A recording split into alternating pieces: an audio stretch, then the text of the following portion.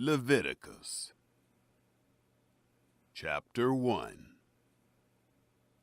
Laws for Burnt Offerings.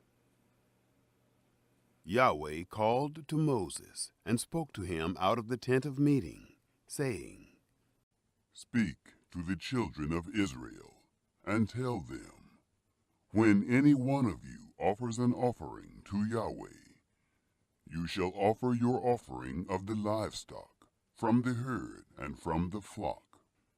If his offering is a burnt offering from the herd, he shall offer a male without blemish. He shall offer it at the door of the tent of meeting, that he may be accepted before Yahweh. He shall lay his hand on the head of the burnt offering, and it shall be accepted for him to make atonement for him. He shall kill the bull before Yahweh. Aaron's sons, the priests, shall present the blood, and sprinkle the blood around on the altar that is at the door of the tent of meeting. He shall flay the burnt offering, and cut it into pieces. The sons of Aaron, the priest, shall put fire on the altar, and lay wood in order on the fire. And Aaron's sons, the priests, shall lay the pieces, the head, and the fat in order on the wood that is on the fire, which is on the altar. But its innards and its legs he shall wash with water. The priest shall burn the whole on the altar for a burnt offering, an offering made by fire, of a pleasant aroma to Yahweh.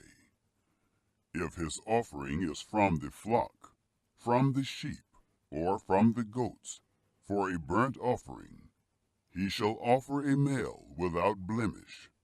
He shall kill it on the north side of the altar before Yahweh. Aaron's sons, the priests, shall sprinkle its blood around on the altar. He shall cut it into its pieces, with its head and its fat. The priests shall lay them in order on the wood that is on the fire, which is on the altar. But the innards and the legs he shall wash with water. The priest shall offer the whole, and burn it on the altar. It is a burnt offering, an offering made by fire, of a pleasant aroma to Yahweh. If his offering to Yahweh is a burnt offering of birds, then he shall offer his offering of turtle doves, or of young pigeons. The priest shall bring it to the altar, and wring off its head, and burn it on the altar, and its blood shall be drained out on the side of the altar. And he shall take away its crop with its filth, and cast it beside the altar on the east part, in the place of the ashes. He shall tear it by its wings, but shall not divide it apart. The priest shall burn it on the altar, on the wood that is on the fire. It is a burnt offering, an offering made by fire, of a pleasant aroma to Yahweh. Chapter 2 Laws for Grain Offerings. When anyone offers an offering of a meal offering to Yahweh, his offering shall be of fine flour, and he shall pour oil on it, and put frankincense on it. He shall bring it to Aaron's sons, the priests, and he shall take his handful of its fine flour, and of its oil, with all its frankincense, and the priest shall burn its memorial on the altar, an offering made by fire, of a pleasant aroma to Yahweh. That which is left of the meal offering shall be Aaron's and his sons. It is a most holy thing of the offerings of Yahweh made by fire. When you offer an offering of a meal offering baked in the oven, it shall be unleavened cakes of fine flour mixed with oil, or unleavened wafers anointed with oil. If your offering is a meal offering of the griddle, It shall be of unleavened fine flour, mixed with oil. You shall cut it in pieces, and pour oil on it. It is a meal offering. If your offering is a meal offering of the pan, it shall be made of fine flour with oil. You shall bring the meal offering that is made of these things to Yahweh, and it shall be presented to the priest, and he shall bring it to the altar. The priest shall take from the meal offering its memorial, and shall burn it on the altar, an offering made by fire, of a pleasant aroma to Yahweh. That which is left of the meal offering shall be Aaron's and his sons. It is a thing most holy of the offerings of Yahweh, made by fire. No meal offering which you shall offer to Yahweh shall be made with yeast, for you shall burn no yeast, nor any honey, as an offering made by fire to Yahweh. As an offering of first fruits you shall offer them to Yahweh, but they shall not ascend for a pleasant aroma on the altar. Every offering of your meal offering you shall season with salt. Neither shall you allow the salt of the covenant of your God to be lacking from your meal offering. With all your offerings you shall offer salt. If you offer a meal offering of first fruits to Yahweh, you shall offer for the meal offering of your first fruits grain in the ear, parched with fire, bruised grain of the fresh ear. You shall put oil on it, and lay frankincense on it. It is a meal offering. The priest shall burn as its memorial part of its bruised grain, and part of its oil, along with all its frankincense. It is an offering made by fire to Yahweh. Chapter 3. Laws for Peace Offerings. If his offering is a sacrifice of peace offerings, if he offers it from the herd, whether male or female, he shall offer it without blemish before Yahweh. He shall lay his hand on the head of his offering, and kill it at the door of the tent of meeting. And Aaron's sons, the priests, shall sprinkle the blood around on the altar. He shall offer of the sacrifice of peace offerings an offering made by fire to Yahweh. The fat that covers the innards, and all the fat that is on the innards, and the 2 kidneys, and the fat that is on them, which is by the loins, and the cover on the liver, with the kidneys, he shall take away. Aaron's sons shall burn it on the altar, on the burnt offering, which is on the wood that is on the fire. It is an offering made by fire, of a pleasant aroma to Yahweh. If his offering for a sacrifice of peace offerings to Yahweh is from the flock, male or female, he shall offer it without blemish. If he offers a lamb for his offering, then he shall offer it before Yahweh, and he shall lay his hand on the head of his offering, and kill it before the tent of meeting. And Aaron's sons shall sprinkle its blood around on the altar. He shall offer from the sacrifice of peace offerings an offering made by fire to Yahweh. Its fat, the entire tail fat, he shall take away close to the backbone, and the fat that covers the inwards, and all the fat that is on the inwards, and the 2 kidneys, and the fat that is on them, which is by the loins, and the cover on the liver, with the kidneys, he shall take away.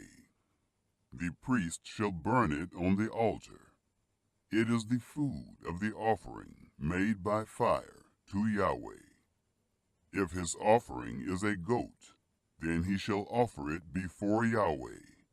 And he shall lay his hand on its head, and kill it before the tent of meeting. And the sons of Aaron shall sprinkle its blood around on the altar. He shall offer from it as his offering, an offering made by fire to Yahweh, the fat that covers the innards, and all the fat that is on the innards, and the 2 kidneys, and the fat that is on them, which is by the loins, and the cover on the liver, with the kidneys, he shall take away.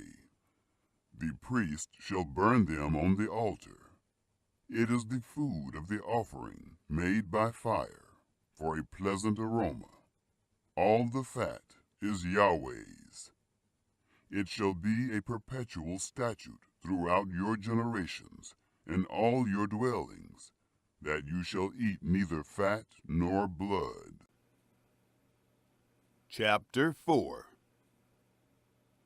Laws for Sin Offerings.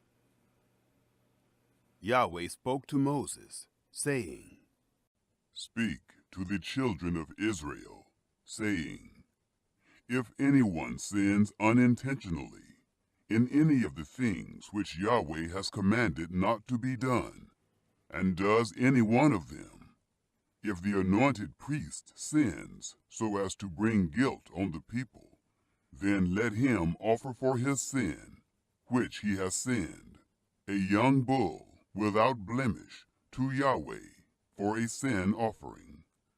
He shall bring the bull to the door of the tent of meeting before Yahweh, and he shall lay his hand on the head of the bull, and kill the bull before Yahweh.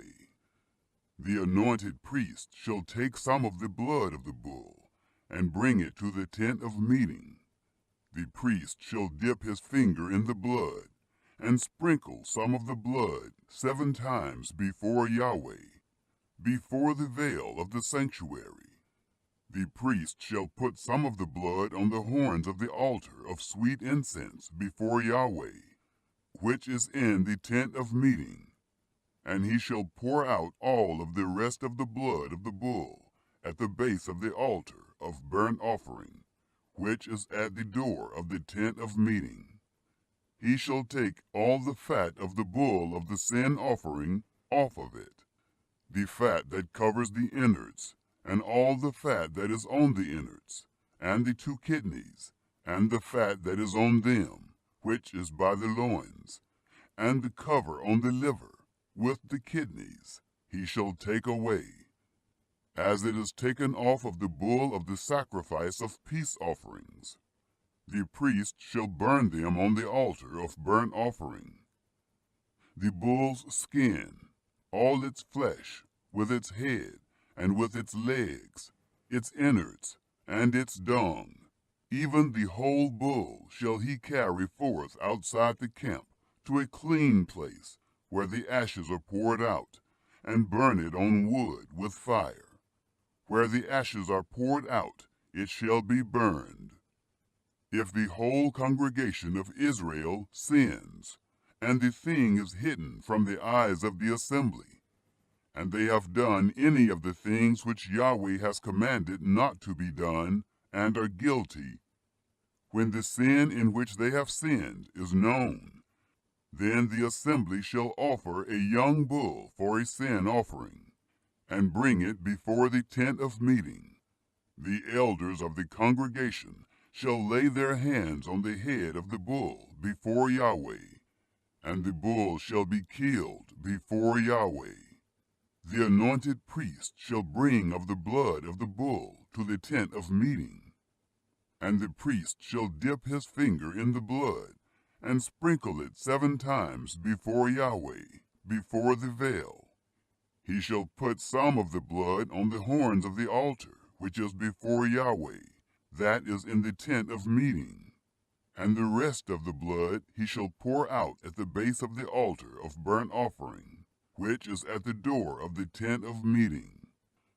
All its fat he shall take from it, and burn it on the altar. Thus shall he do with the bull, as he did with the bull of the sin offering, so shall he do with this.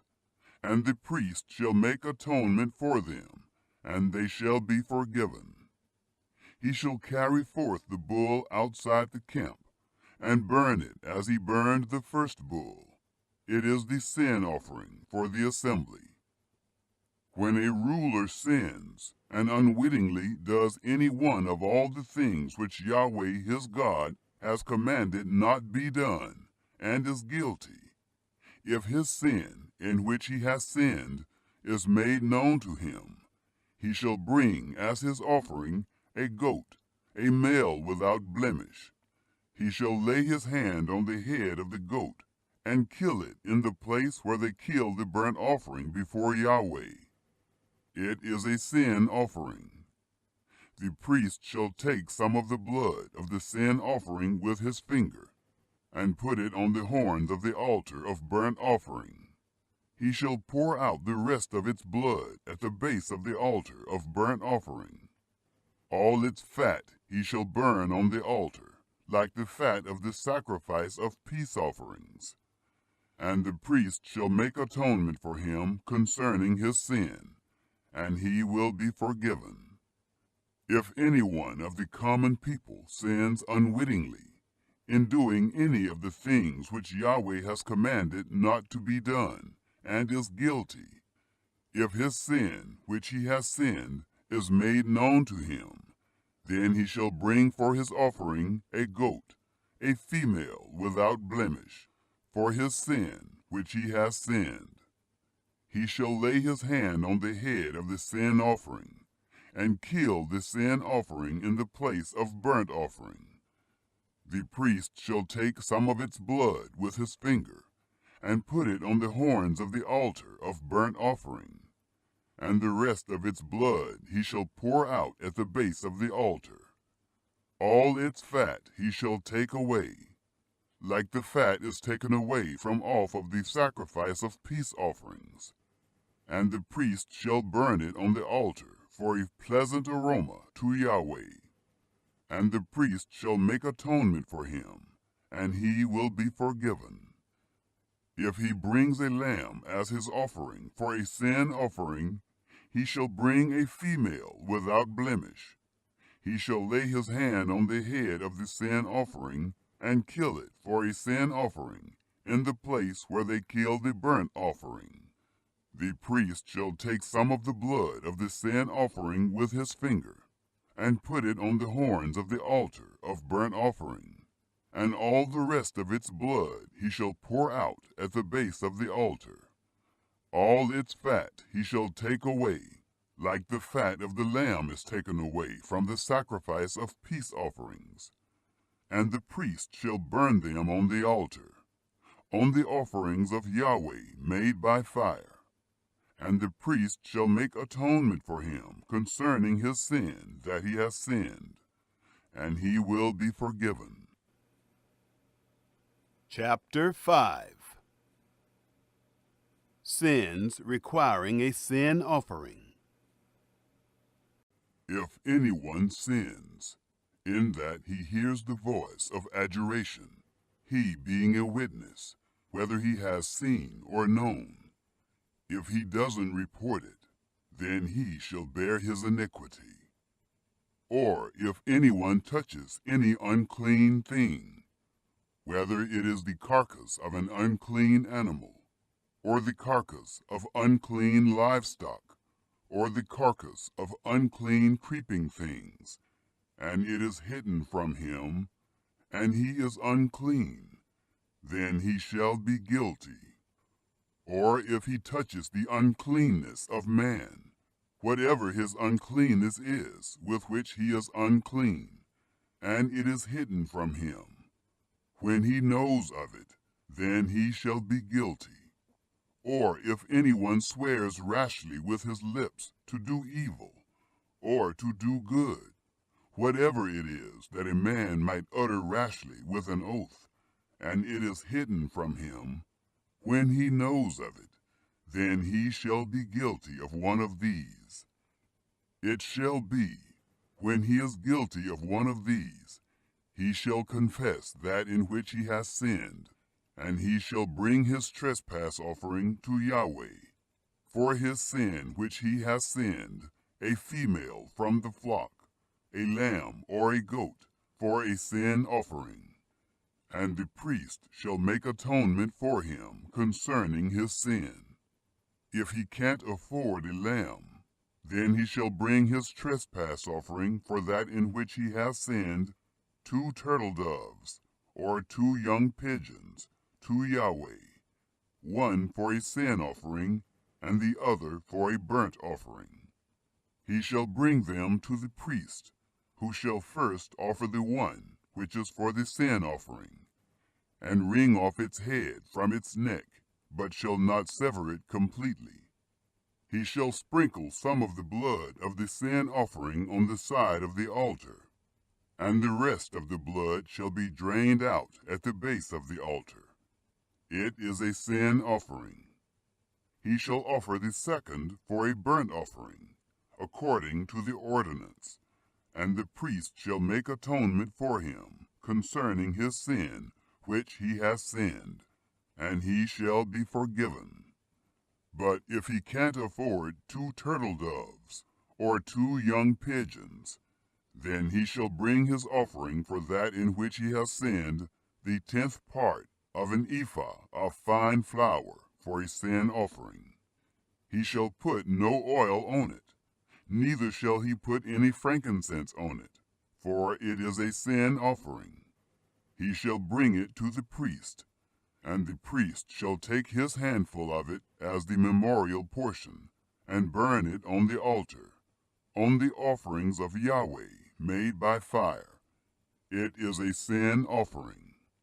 The priest shall make atonement for him concerning his sin that he has sinned in any of these things, and he will be forgiven, and the rest shall be the priest's as the meal offering. Laws for guilt offerings. Yahweh spoke to Moses, saying, If anyone commits a trespass and sins unwittingly in the holy things of Yahweh, then he shall bring his trespass offering to Yahweh, a ram without blemish from the flock, according to your estimation in silver by shekels, after the shekel of the sanctuary, for a trespass offering. He shall make restitution for that which he has done wrong in the holy thing, and shall add a 5th part to it, and give it to the priest, and the priest shall make atonement for him with the ram of the trespass offering, and he will be forgiven. If anyone sins and does any of the things which Yahweh has commanded not to be done, though he didn't know it, yet he is guilty, and shall bear his iniquity.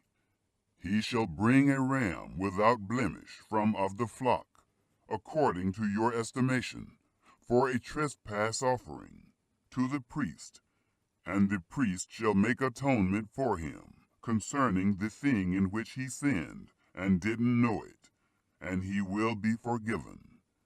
It is a trespass offering. He is certainly guilty before Yahweh. Chapter 6. Sins requiring a guilt offering. Yahweh spoke to Moses, saying, If anyone sins and commits a trespass against Yahweh, and deals falsely with his neighbor in a matter of deposit, or of bargain, or of robbery, or has oppressed his neighbor, or has found that which was lost, and dealt falsely therein, and swearing to a lie, in any of all these things that a man does, sinning therein, then it shall be, if he has sinned and is guilty, he shall restore that which he took by robbery, or the thing which he has gotten by oppression, or the deposit which was committed to him, or the lost thing which he found, or anything about which he has sworn falsely. He shall restore it even in full, and shall add a 5th part more to it. To him to whom it belongs he shall give it, in the day of his being found guilty. He shall bring his trespass offering to Yahweh, a ram without blemish from the flock, according to your estimation, for a trespass offering to the priest. The priest shall make atonement for him before Yahweh, and he will be forgiven concerning whatever he does to become guilty. The burnt offering.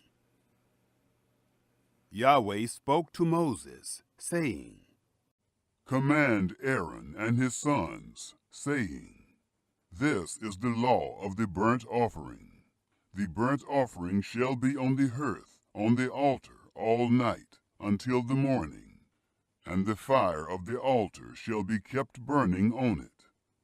The priest shall put on his linen garment, and he shall put on his linen breeches upon his body, and he shall remove the ashes from where the fire has consumed the burnt offering on the altar, and he shall put them beside the altar. He shall take off his garments, and put on other garments, and carry the ashes outside the camp to a clean place. The fire on the altar shall be kept burning on it. It shall not go out. And the priest shall burn wood on it every morning, and he shall lay the burnt offering in order upon it, and shall burn on it the fat of the peace offerings. Fire shall be kept burning on the altar continually. It shall not go out. The grain offering. This is the law of the meal offering. The sons of Aaron shall offer it before Yahweh, before the altar. He shall take from there his handful of the fine flour of the meal offering, and of its oil, and all the frankincense which is on the meal offering, and shall burn it on the altar for a pleasant aroma, as its memorial to Yahweh. That which is left of it Aaron and his sons shall eat. It shall be eaten without yeast in a holy place. They shall eat it in the court of the tent of meeting. It shall not be baked with yeast. I have given it as their portion of my offerings made by fire. It is most holy, as the sin offering, and as the trespass offering. Every male among the children of Aaron shall eat of it, as their portion forever, throughout their generations, from the offerings of Yahweh made by fire. Whoever touches them shall be holy. Yahweh spoke to Moses, saying, This is the offering of Aaron and of his sons, which they shall offer to Yahweh in the day when he is anointed. The 10th part of an ephah of fine flour for a meal offering perpetually, half of it in the morning, and half of it in the evening. It shall be made with oil in a griddle. When it is soaked, you shall bring it in. You shall offer the meal offering in baked pieces, for a pleasant aroma to Yahweh. The anointed priest that will be in his place from among his sons shall offer it. By a statute forever, it shall be wholly burnt to Yahweh. Every meal offering of a priest shall be wholly burned. It shall not be eaten. The sin offering. Yahweh spoke to Moses, saying, Speak to Aaron and to his sons, saying, This is the law of the sin offering.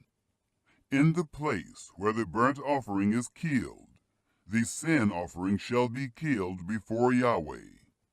It is most holy. The priest who offers it for sin shall eat it. It shall be eaten in a holy place, in the court of the tent of meeting. Whatever shall touch its flesh shall be holy. When there is any of its blood sprinkled on a garment, you shall wash that on which it was sprinkled in a holy place. But the earthen vessel in which it is boiled shall be broken, and if it is boiled in a bronze vessel, it shall be scoured and rinsed in water. Every male among the priests shall eat of it. It is most holy. No sin offering of which any of the blood is brought into the tent of meeting to make atonement in the holy place shall be eaten. It shall be burned with. Chapter 7. The Guilt Offering. This is the law of the trespass offering. It is most holy. In the place where they kill the burnt offering, he shall kill the trespass offering, and its blood he shall sprinkle around on the altar. He shall offer all of its fat, the fat tail, and the fat that covers the innards, and the 2 kidneys, and the fat that is on them, which is by the loins, and the cover on the liver, with the kidneys, shall he take away. And the priest shall burn them on the altar for an offering made by fire to Yahweh. It is a trespass offering. Every male among the priests may eat of it. It shall be eaten in a holy place. It is most holy. As is the sin offering, so is the trespass offering. There is one law for them. The priest who makes atonement with them shall have it. The priest who offers any man's burnt offering, even the priest shall have for himself the skin of the burnt offering which he has offered. Every meal offering that is baked in the oven, and all that is dressed in the pan and on the griddle, shall be the priest's who offers it. Every meal offering, mixed with oil or dry, belongs to all the sons of Aaron, one as well as another. The Peace Offering. This is the law of the sacrifice of peace offerings, which one shall offer to Yahweh. If he offers it for a thanksgiving, then he shall offer with the sacrifice of thanksgiving unleavened cakes mixed with oil, and unleavened wafers anointed with oil, and cakes mixed with oil. With cakes of leavened bread he shall offer his offering with the sacrifice of his peace offerings for thanksgiving. Of it he shall offer one out of each offering for a heave offering to Yahweh. It shall be the priest's who sprinkles the blood of the peace offerings. The flesh of the sacrifice of his peace offerings for thanksgiving shall be eaten on the day of his offering. He shall not leave any of it until the morning. But if the sacrifice of his offering is a vow or a free will offering, it shall be eaten on the day that he offers his sacrifice, and on the next day what remains of it shall be eaten. But what remains of the flesh of the sacrifice on the 3rd day shall be burned with fire. If any of the flesh of the sacrifice of his peace offerings is eaten on the 3rd day, it will not be accepted, neither shall it be imputed to him who offers it. It will be an abomination, and the soul who eats any of it will bear his iniquity. The flesh that touches any unclean thing shall not be eaten. It shall be burned with fire. As for the flesh, everyone who is clean may eat it. But the soul who eats of the flesh of the sacrifice of peace offerings that belongs to Yahweh, having his uncleanness on him, that soul shall be cut off from his people. When anyone touches any unclean thing, the uncleanness of man, or an unclean animal, or any unclean abomination, and eats some of the flesh of the sacrifice of peace offerings which belong to Yahweh, that soul shall be cut off from his people. Fat and blood forbidden.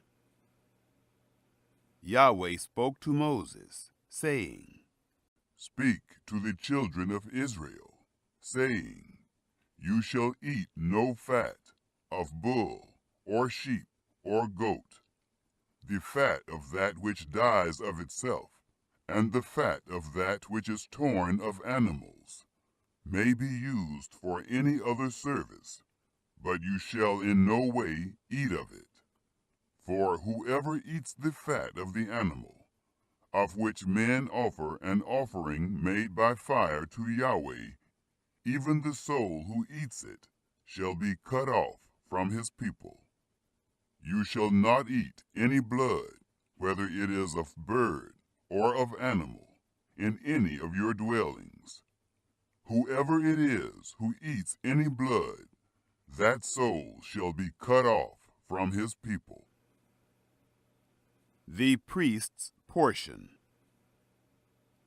Yahweh spoke to Moses, saying, Speak to the children of Israel, saying, He who offers the sacrifice of his peace offerings to Yahweh shall bring his offering to Yahweh out of the sacrifice of his peace offerings.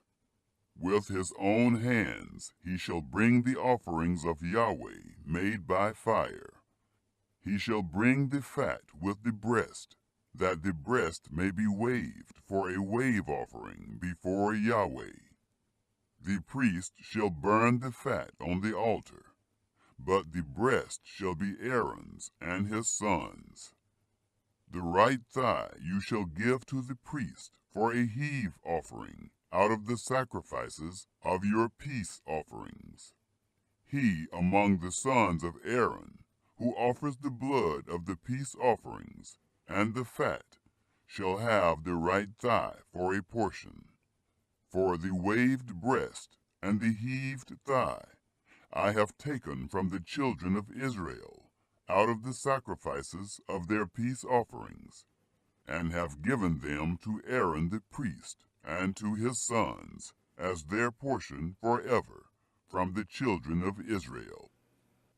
This is the anointing portion of Aaron and the anointing portion of his sons, out of the offerings of Yahweh made by fire, in the day when he presented them to minister to Yahweh in the priest's office, which Yahweh commanded to be given them of the children of Israel, in the day that he anointed them.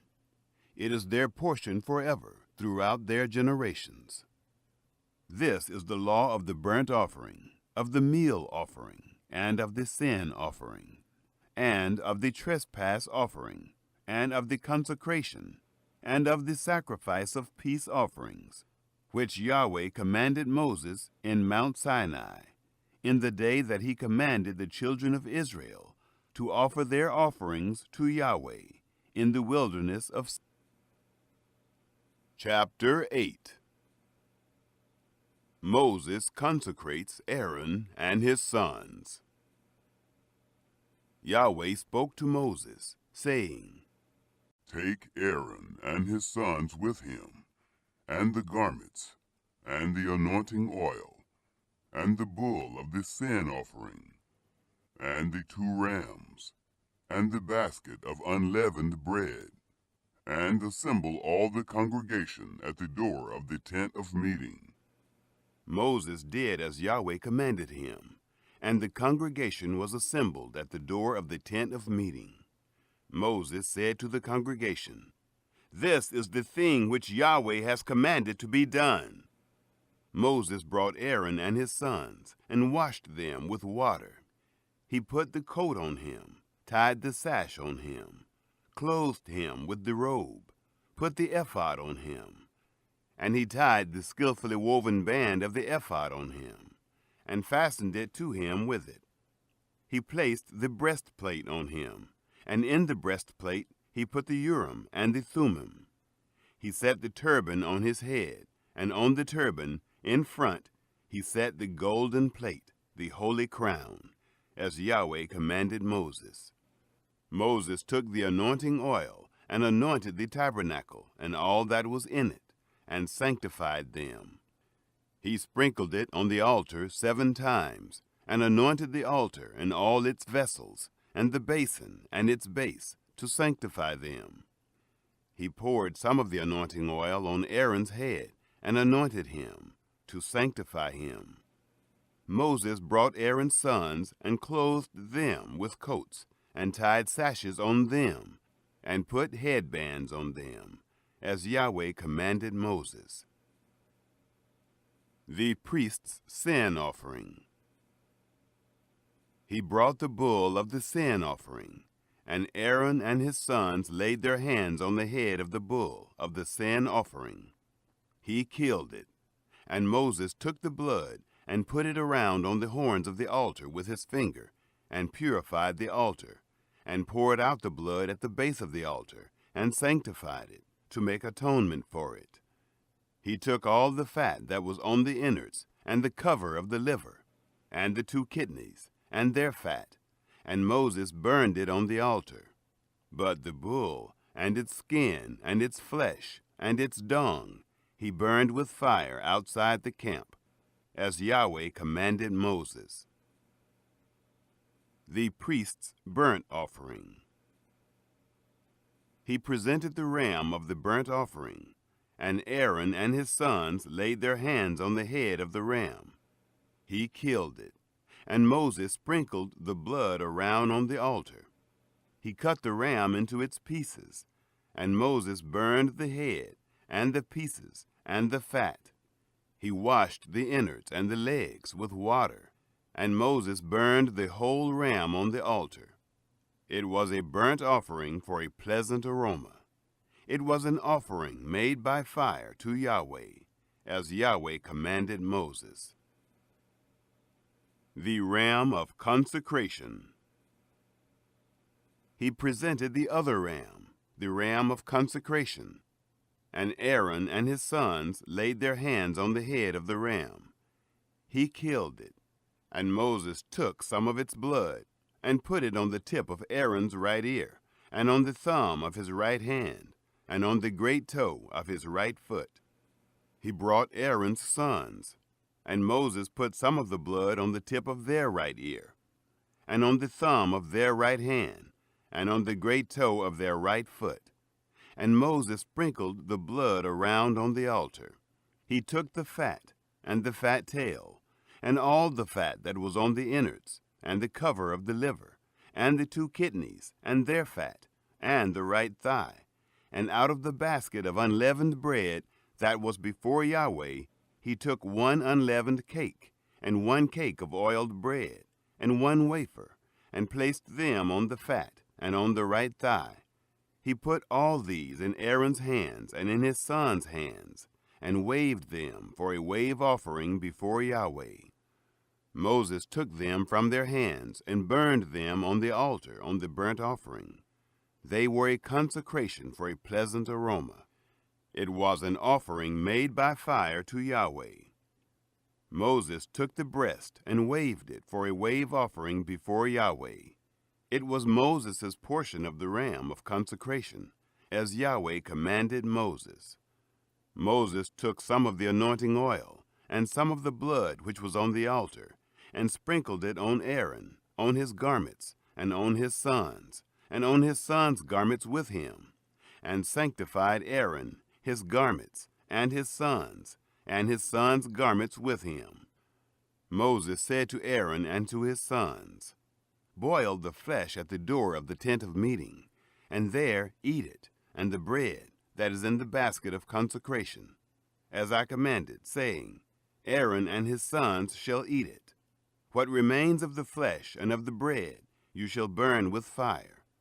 You shall not go out from the door of the tent of meeting 7 days, until the days of your consecration are fulfilled, for he shall consecrate you 7 days. What has been done this day, so Yahweh has commanded to do, to make atonement for you. You shall stay at the door of the tent of meeting day and night 7 days, and keep Yahweh's command, that you don't die, for so I am commanded." Aaron and his sons did all the things which Yahweh commanded by Moses. Chapter 9. The first offerings of Aaron. It happened on the 8th day that Moses called Aaron and his sons and the elders of Israel. And he said to Aaron, "Take a calf from the herd for a sin offering, and a ram for a burnt offering, without blemish, and offer them before Yahweh. You shall speak to the children of Israel, saying, Take a male goat for a sin offering, and a calf and a lamb, both a year old, without blemish, for a burnt offering, and a bull and a ram for peace offerings, to sacrifice before Yahweh, and a meal offering mixed with oil, for today Yahweh appears to you." They brought what Moses commanded before the tent of meeting, and all the congregation drew near and stood before Yahweh. Moses said, "This is the thing which Yahweh commanded that you should do, and the glory of Yahweh shall appear to you." Moses said to Aaron, "Draw near to the altar, and offer your sin offering and your burnt offering, and make atonement for yourself and for the people, and offer the offering of the people, and make atonement for them, as Yahweh commanded." The sin offering. So Aaron drew near to the altar, and killed the calf of the sin offering, which was for himself. The sons of Aaron presented the blood to him, and he dipped his finger in the blood, and put it on the horns of the altar, and poured out the blood at the base of the altar. But the fat, and the kidneys, and the cover from the liver of the sin offering he burned upon the altar, as Yahweh commanded Moses. The flesh and the skin he burned with fire outside the camp. The burnt offering. He killed the burnt offering, and Aaron's sons delivered the blood to him, and he sprinkled it around on the altar. They delivered the burnt offering to him, piece by piece, and the head, and he burned them upon the altar. He washed the innards and the legs, and burned them on the burnt offering on the altar. The offerings for the people. He presented the people's offering, and took the goat of the sin offering which was for the people, and killed it, and offered it for sin, like the first. He presented the burnt offering, and offered it according to the ordinance. He presented the meal offering, and filled his hand from there, and burned it upon the altar, besides the burnt offering of the morning. He also killed the bull and the ram, the sacrifice of peace offerings, which was for the people. And Aaron's sons delivered to him the blood, which he sprinkled around on the altar, and the fat of the bull and of the ram, the fat tail, and that which covers the innards, and the kidneys, and the cover of the liver. And they put the fat upon the breasts, and he burned the fat on the altar. And the breasts and the right thigh Aaron waved for a wave offering before Yahweh, as Moses commanded. Aaron lifted up his hands toward the people, and blessed them. And he came down from offering the sin offering, and the burnt offering, and the peace offerings. Moses and Aaron blessed the people. Moses and Aaron went into the tent of meeting, and came out, and blessed the people. And the glory of Yahweh appeared to all the people. There came forth fire from before Yahweh, and consumed the burnt offering and the fat upon the altar. And when all the people saw it, they shouted and fell on their faces. Chapter 10. The sin of Nadab and Abihu. Nadab and Abihu, the sons of Aaron, each took his censer, and put fire in it, and laid incense on it, and offered strange fire before Yahweh, which he had not commanded them. And fire came forth from before Yahweh, and devoured them, and they died before Yahweh. Then Moses said to Aaron, This is what Yahweh spoke of, saying, I will show myself holy to those who come near me, and before all the people I will be glorified. Aaron held his peace. Moses called Mishael and Elzaphan, the sons of Uzziel, the uncle of Aaron, and said to them, Draw near, carry your brothers from before the sanctuary out of the camp. So they drew near and carried them in their coats out of the camp, as Moses had said. Moses said to Aaron, and to Eleazar, and to Ithamar his sons, Don't let the hair of your heads go loose, neither tear your clothes, that you don't die, and that he not be angry with all the congregation. But let your brothers, the whole house of Israel, bewail the burning which Yahweh has kindled. You shall not go out from the door of the tent of meeting, lest you die, for the anointing oil of Yahweh is on you. They did according to the word of Moses. Restrictions for priests. Yahweh spoke to Aaron, saying, Drink no wine, nor strong drink, you nor your sons with you, when you go into the tent of meeting, that you don't die. It shall be a statute forever throughout your generations, and that you are to make a distinction between the holy and the common, and between the unclean and the clean, and that you are to teach the children of Israel all the statutes which Yahweh has spoken to them by Moses. Moses spoke to Aaron, and to Eleazar, and to Ithamar his sons who were left. Take the meal offering that remains of the offerings of Yahweh made by fire, and eat it without yeast beside the altar, for it is most holy. And you shall eat it in a holy place, because it is your portion, and your son's portion, of the offerings of Yahweh made by fire. For so I am commanded. The waved breast and the heaved thigh you shall eat in a clean place, you and your sons, and your daughters with you, for they are given as your portion and your son's portion, out of the sacrifices of the peace offerings of the children of Israel. The heaved thigh and the waved breast they shall bring with the offerings made by fire, of the fat, to wave it for a wave offering before Yahweh. And it shall be yours, and your sons with you, as a portion forever, as Yahweh has commanded. Moses diligently inquired about the goat of the sin offering, and behold, it was burned. And he was angry with Eleazar and with Ithamar, the sons of Aaron who were left, saying, Why haven't you eaten the sin offering in the place of the sanctuary, since it is most holy?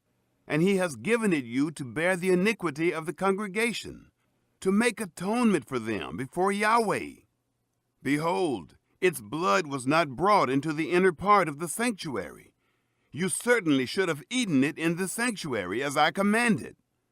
Aaron spoke to Moses, Behold, this day they have offered their sin offering and their burnt offering before Yahweh, and such things as these have happened to me. And if I had eaten the sin offering today, would it have been pleasing in the sight of Yahweh? When Moses heard that, it was pleasing in his sight. Chapter 11. Clean and unclean animals.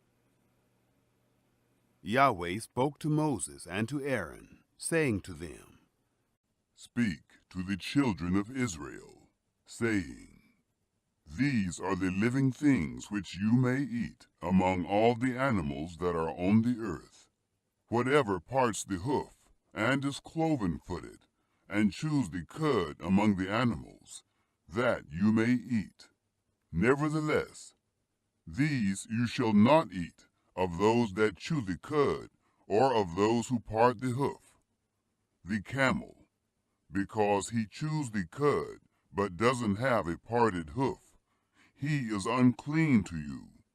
The coney, because he chews the cud, but doesn't have a parted hoof, he is unclean to you. The hare, because she chews the cud, but doesn't part the hoof, she is unclean to you. The pig, because he has a split hoof and is cloven-footed, but doesn't chew the cud, he is unclean to you.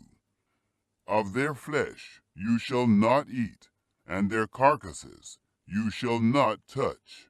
They are unclean to you. These you may eat of all that are in the waters. Whatever has fins and scales in the waters, in the seas and in the rivers, that you may eat. All that don't have fins and scales in the seas and in the rivers, of all that move in the waters, and of all the living creatures that are in the waters, they are an abomination to you, and you detest them. You shall not eat of their flesh, and you shall detest their carcasses. Whatever has no fins nor scales in the waters, that is an abomination to you. These you shall detest among the birds. They shall not be eaten. They are an abomination. The eagle, and the vulture, and the black vulture, and the red kite, any kind of black kite, any kind of raven, the horned owl, the screech owl, and the gull, any kind of hawk, the little owl, the cormorant, the great owl, the white owl, the desert owl, the osprey, the stork, any kind of heron, the hoopoe, and the bat. All flying insects that walk on all fours are an abomination to you, yet you may eat these. Of all winged creeping things that go on all fours, which have legs above their feet, with which to hop on the earth, even of these you may eat. Any kind of locust, any kind of katydid, any kind of cricket, and any kind of grasshopper. But all winged creeping things which have 4 feet are an abomination to you. By these you will become unclean. Whoever touches the carcass of them shall be unclean until the evening. Whoever carries any part of their carcass shall wash his clothes, and be unclean until the evening. Every animal which parts the hoof, and is not cloven-footed, nor chews the cud, is unclean to you. Everyone who touches them shall be unclean. Whatever goes on its paws, among all animals that go on all fours, they are unclean to you. Whoever touches their carcass shall be unclean until the evening. He who carries their carcass shall wash his clothes, and be unclean until the evening. They are unclean to you. These are they which are unclean to you among the creeping things that creep on the earth, the weasel, the rat, any kind of great lizard, the gecko, and the monitor lizard, the wall lizard, the skink, and the chameleon. These are they which are unclean to you among all that creep. Whoever touches them when they are dead shall be unclean until the evening. On whatever any of them falls when they are dead, it shall be unclean, whether it is any vessel of wood, or clothing, or skin, or sack, whatever vessel it is, with which any work is done. It must be put into water, and it shall be unclean until the evening. Then it will be clean. Every earthen vessel into which any of them falls, all that is in it shall be unclean, and you shall break it. All food which may be eaten, that on which water comes, shall be unclean, and all drink that may be drunk in every such vessel shall be unclean. Everything whereupon part of their carcass falls shall be unclean. Whether oven or range for pots, it shall be broken in pieces. They are unclean, and shall be unclean to you. Nevertheless, a spring or a cistern in which water is gathered shall be clean, but that which touches their carcass shall be unclean. If part of their carcass falls on any sowing seed which is to be sown, it is clean. But if water is put on the seed, and part of their carcass falls on it, it is unclean to you.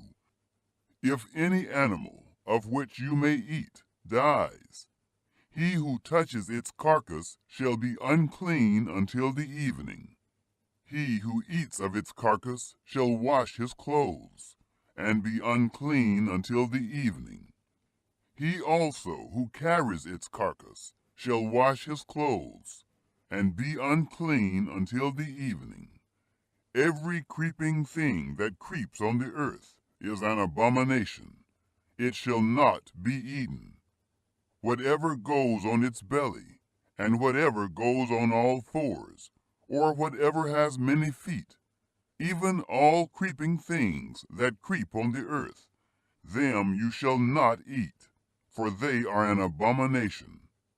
You shall not make yourselves abominable with any creeping thing that creeps, neither shall you make yourselves unclean with them, that you should be defiled thereby. For I am Yahweh your God. Sanctify yourselves therefore, and be holy, for I am holy. Neither shall you defile yourselves with any kind of creeping thing that moves on the earth. For I am Yahweh, who brought you up out of the land of Egypt, to be your God. You shall therefore be holy, for I am holy. This is the law of the animal, and of the bird, and of every living creature that moves in the waters, and of every creature that creeps on the earth, to make a distinction between the unclean and the clean, and between the living thing that may be eaten, and the living thing that may not be. Chapter 12. Purification after childbirth. Yahweh spoke to Moses, saying, Speak to the children of Israel, saying, If a woman conceives and bears a male child, then she shall be unclean 7 days. As in the days of her monthly period, she shall be unclean. In the 8th day the flesh of his foreskin shall be circumcised. She shall continue in the blood of purification 33 days. She shall not touch any holy thing, nor come into the sanctuary, until the days of her purifying are completed. But if she bears a female child, then she shall be unclean 2 weeks, as in her period. And she shall continue in the blood of purification 66 days. When the days of her purification are completed, for a son or for a daughter, she shall bring to the priest at the door of the tent of meeting a year-old lamb for a burnt offering, and a young pigeon or a turtle dove for a sin offering. And he shall offer it before Yahweh, and make atonement for her, and she shall be cleansed from the fountain of her blood. This is the law for her who bears, whether a male or a female. If she cannot afford a lamb, then she shall take 2 turtle doves or 2 young pigeons, the one for a burnt offering, and the other for a sin offering. And the priest shall make atonement for her, and she shall be clean. Chapter 13. Laws about leprosy. Yahweh spoke to Moses and to Aaron, saying, When a man shall have a rising in his body's skin, or a scab, or a bright spot, and it becomes in the skin of his body, the plague of leprosy, then he shall be brought to Aaron the priest, or to one of his sons, the priests. And the priest shall examine the plague in the skin of the body. And if the hair in the plague has turned white, and the appearance of the plague is deeper than the body's skin, it is the plague of leprosy, and the priest shall examine him, and pronounce him unclean. If the bright spot is white in the skin of his body, and its appearance isn't deeper than the skin, and its hair hasn't turned white, then the priest shall isolate the infected person for 7 days.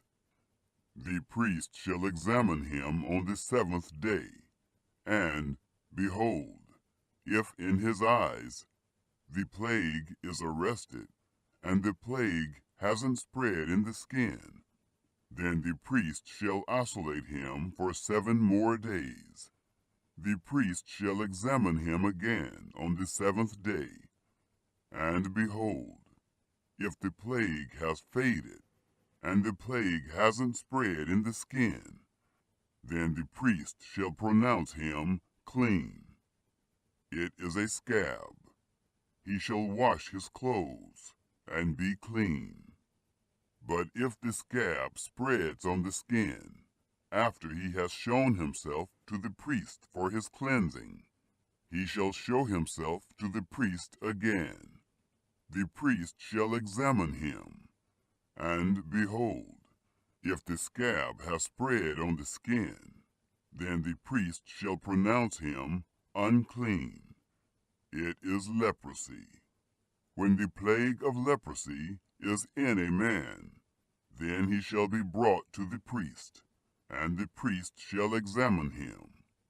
Behold, if there is a white rising in the skin, and it has turned the hair white, and there is raw flesh in the rising, it is a chronic leprosy in the skin of his body, and the priest shall pronounce him unclean.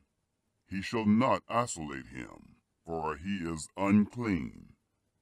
If the leprosy breaks out all over the skin, and the leprosy covers all the skin of the infected person, from his head even to his feet, as far as it appears to the priest, then the priest shall examine him.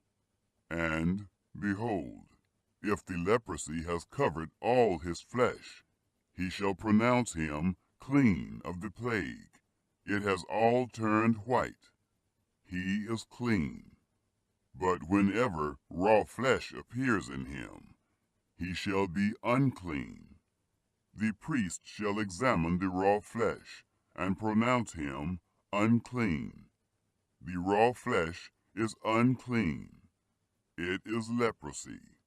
Or, if the raw flesh turns again, and is changed to white, then he shall come to the priest, and the priest shall examine him. And, behold, if the plague has turned white, then the priest shall pronounce him clean of the plague. He is clean. When the body has a boil on its skin, and it has healed, and in the place of the boil there is a white rising, or a bright spot, reddish white, then it shall be shown to the priest, and the priest shall examine it. And behold, if its appearance is lower than the skin, and its hair has turned white, then the priest shall pronounce him unclean. It is the plague of leprosy. It has broken out in the boil.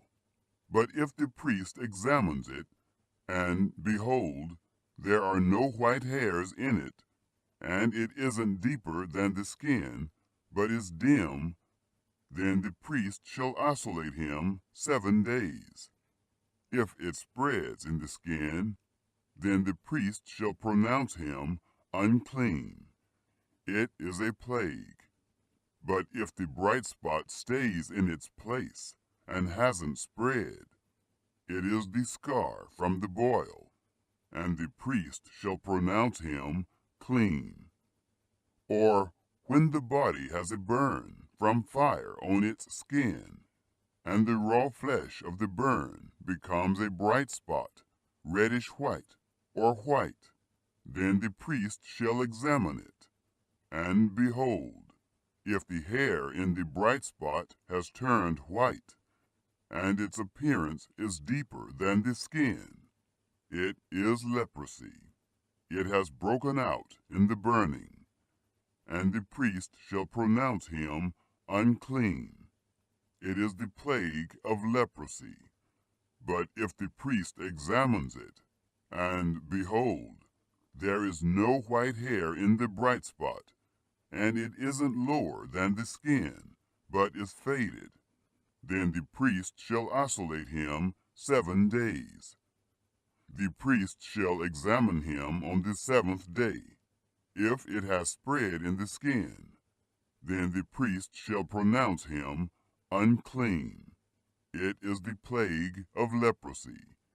If the bright spot stays in its place and hasn't spread in the skin, but is faded, it is the swelling from the burn, and the priest shall pronounce him clean, for it is the scar from the burn. When a man or woman has a plague on the head or on the beard, then the priest shall examine the plague, and behold, if its appearance is deeper than the skin, and the hair in it is yellow and thin, then the priest shall pronounce him unclean. It is an itch. It is leprosy of the head or of the beard. If the priest examines the plague of itching, and behold, its appearance isn't deeper than the skin, and there is no black hair in it, then the priest shall isolate him, the person infected with itching, 7 days. On the 7th day the priest shall examine the plague, and behold, if the itch hasn't spread, and there is no yellow hair in it, and the appearance of the itch isn't deeper than the skin, then he shall be shaved, but he shall not shave the itch, and the priest shall shut him up who has the itch 7 more days. On the 7th day the priest shall examine the itch, and behold, if the itch hasn't spread in the skin, and its appearance isn't deeper than the skin, then the priest shall pronounce him clean. He shall wash his clothes and be clean. But if the itch spreads in the skin after his cleansing, then the priest shall examine him, and behold, if the itch has spread in the skin, the priest shall not look for the yellow hair. He is unclean. But if in his eyes the itch is arrested, and black hair has grown in it, the itch is healed. He is clean. The priest shall pronounce him clean. When a man or a woman has bright spots in the skin of the body, even white bright spots, then the priest shall examine them. And behold, if the bright spots on the skin of their body are a dull white, it is a harmless rash. It has broken out in the skin. He is clean. If a man's hair has fallen from his head, he is bald. He is clean. If his hair has fallen off from the front part of his head, he is forehead bald. He is clean. But if there is in the bald head or the bald forehead a reddish-white plague, it is leprosy breaking out in his bald head or his bald forehead. Then the priest shall examine him, and behold, if the rising of the plague is reddish-white in his bald head or in his bald forehead, like the appearance of leprosy in the skin of the flesh, He is a leprous man.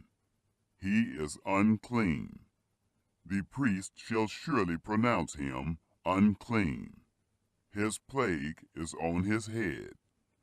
The leper in whom the plague is shall wear torn clothes, and the hair of his head shall hang loose. He shall cover his upper lip, and shall cry, Unclean, unclean. All the days in which the plague is in him, he shall be unclean. He is unclean. He shall dwell alone. Outside of the camp shall be his dwelling. Mildewed clothing. The garment also that the plague of leprosy is in, whether it is a woolen garment or a linen garment, whether it is in warp or woof, of linen or of wool, whether in a skin or in anything made of skin. If the plague is greenish or reddish in the garment, or in the skin, or in the warp, or in the woof, or in anything made of skin, it is the plague of leprosy, and shall be shown to the priest. The priest shall examine the plague, and isolate the plague 7 days. He shall examine the plague on the 7th day.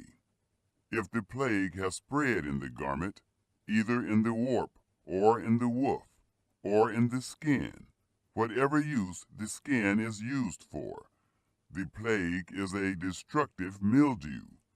It is unclean. He shall burn the garment, whether the warp or the woof, in wool or in linen, or anything of skin, in which the plague is. For it is a destructive mildew. It shall be burned in the fire.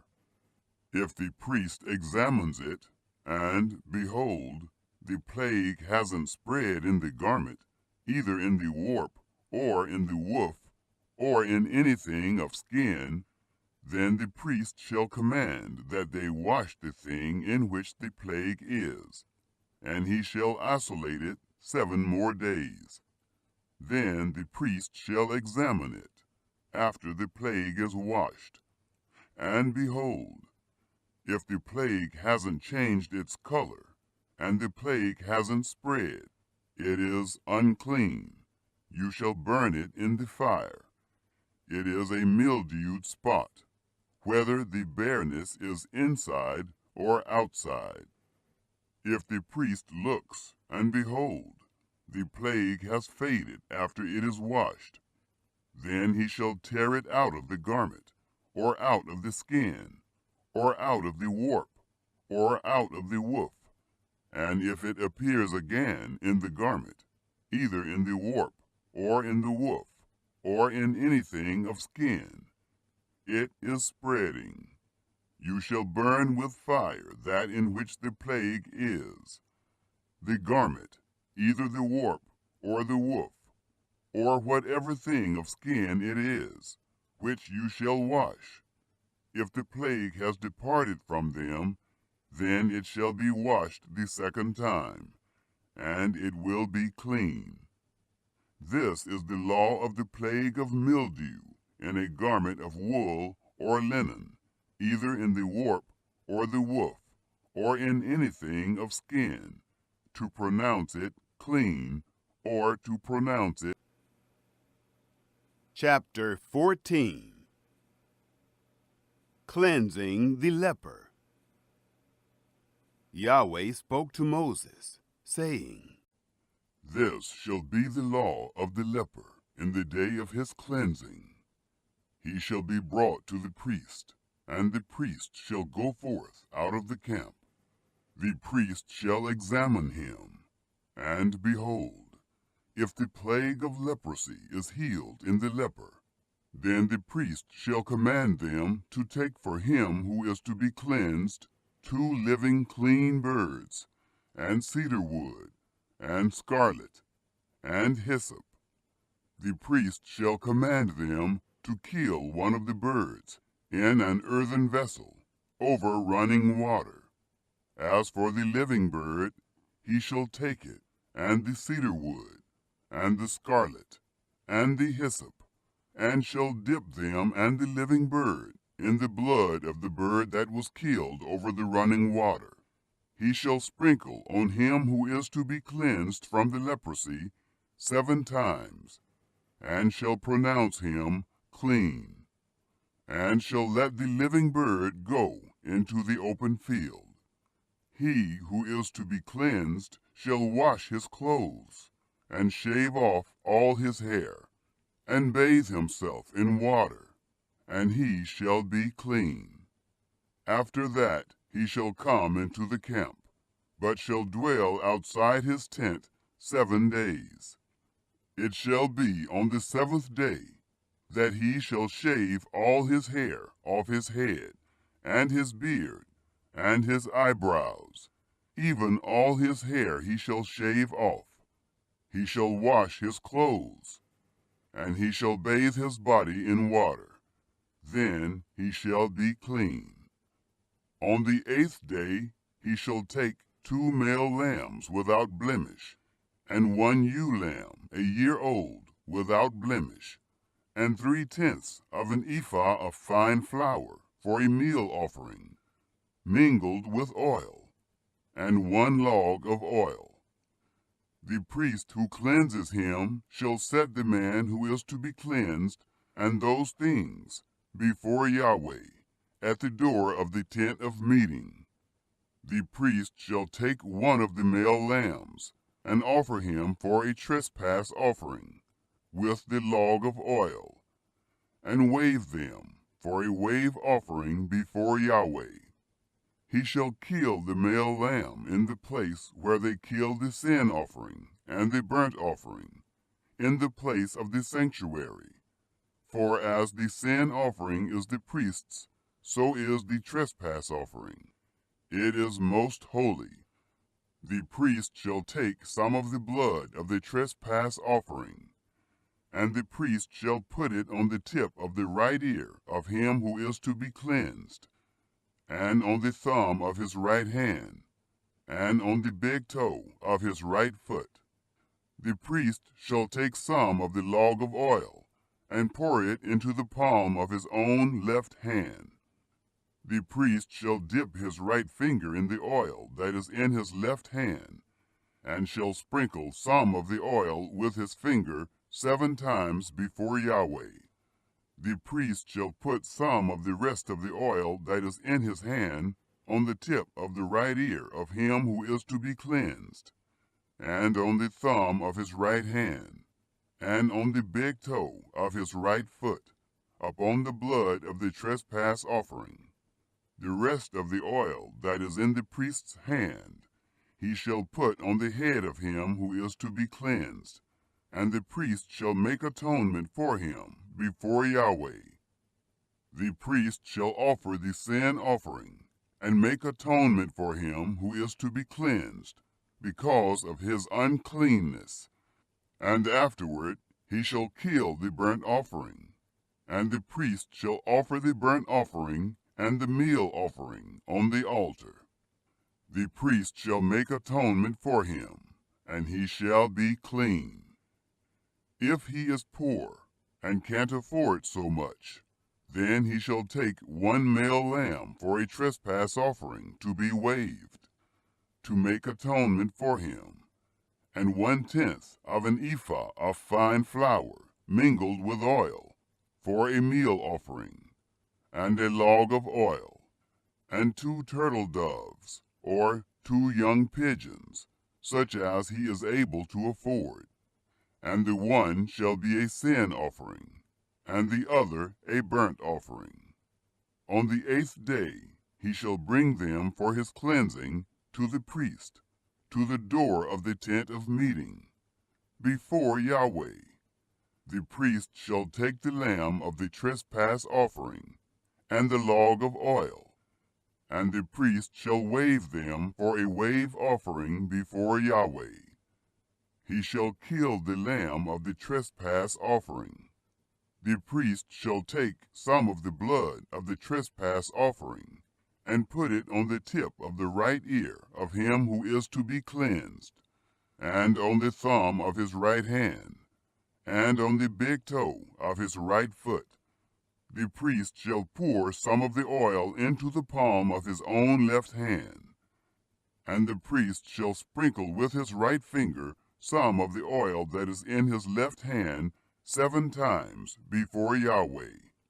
Then the priest shall put some of the oil that is in his hand on the tip of the right ear of him who is to be cleansed, and on the thumb of his right hand, and on the big toe of his right foot, on the place of the blood of the trespass offering. The rest of the oil that is in the priest's hand he shall put on the head of him who is to be cleansed, to make atonement for him before Yahweh. He shall offer one of the turtle doves, or of the young pigeons, such as he is able to afford, even such as he is able to afford, the one for a sin offering, and the other for a burnt offering, with the meal offering. The priest shall make atonement for him who is to be cleansed before Yahweh. This is the law for him in whom is the plague of leprosy, who is not able to afford the sacrifice for his cleansing. Signs of home contamination. Yahweh spoke to Moses and to Aaron, saying, When you have come into the land of Canaan, which I give to you for a possession, and I put a spreading mildew in a house in the land of your possession, then he who owns the house shall come and tell the priest, saying, There seems to me to be some sort of plague in the house. The priest shall command that they empty the house before the priest goes in to examine the plague, that all that is in the house not be made unclean.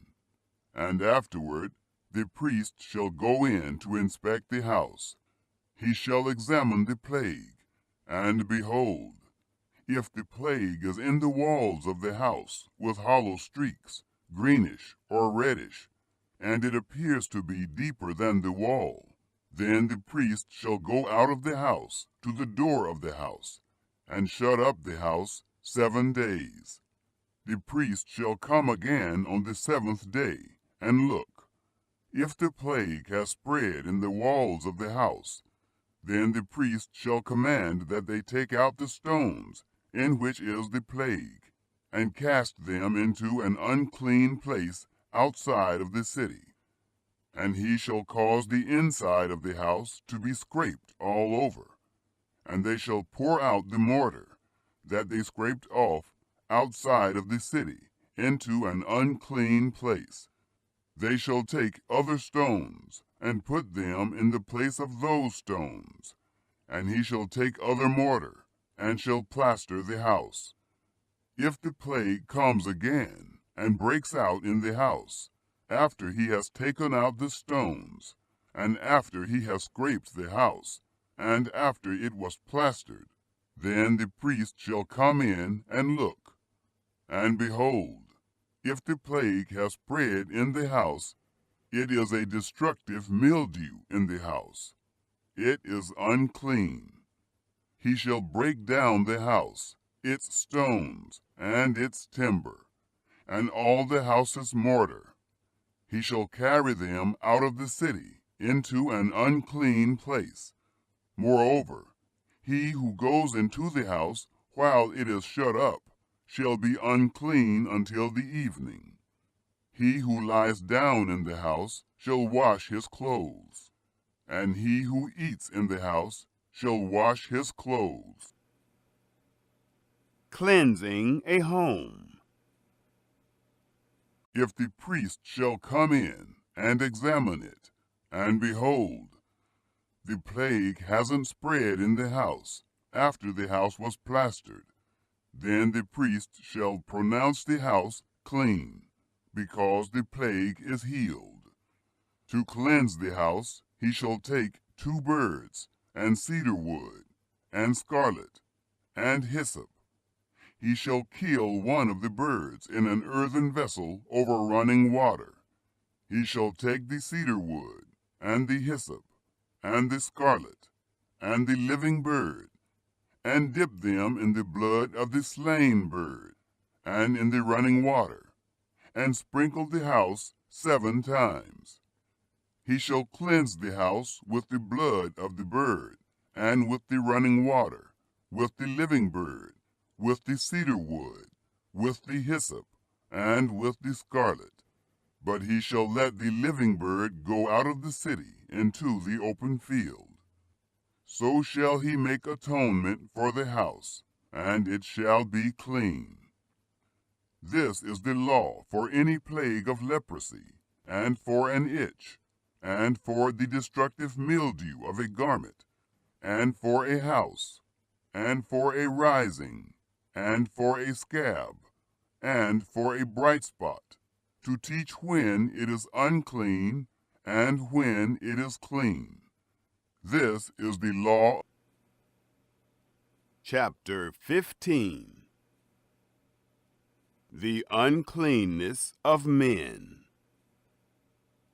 Yahweh spoke to Moses and to Aaron, saying, Speak to the children of Israel, and tell them, when any man has a discharge from his body, because of his discharge he is unclean. This shall be his uncleanness in his discharge, whether his body runs with his discharge, or his body has stopped from his discharge. It is his uncleanness. Every bed whereon he who has the discharge lies shall be unclean, and everything he sits on shall be unclean. Whoever touches his bed shall wash his clothes, and bathe himself in water, and be unclean until the evening. He who sits on anything whereon the man who has the discharge sat shall wash his clothes, and bathe himself in water, and be unclean until the evening. He who touches the body of him who has the discharge shall wash his clothes, and bathe himself in water, and be unclean until the evening. If he who has the discharge spits on him who is clean, then he shall wash his clothes, and bathe himself in water, and be unclean until the evening. Whatever saddle he who has the discharge rides on shall be unclean. Whoever touches anything that was under him shall be unclean until the evening. He who carries those things shall wash his clothes, and bathe himself in water, and be unclean until the evening.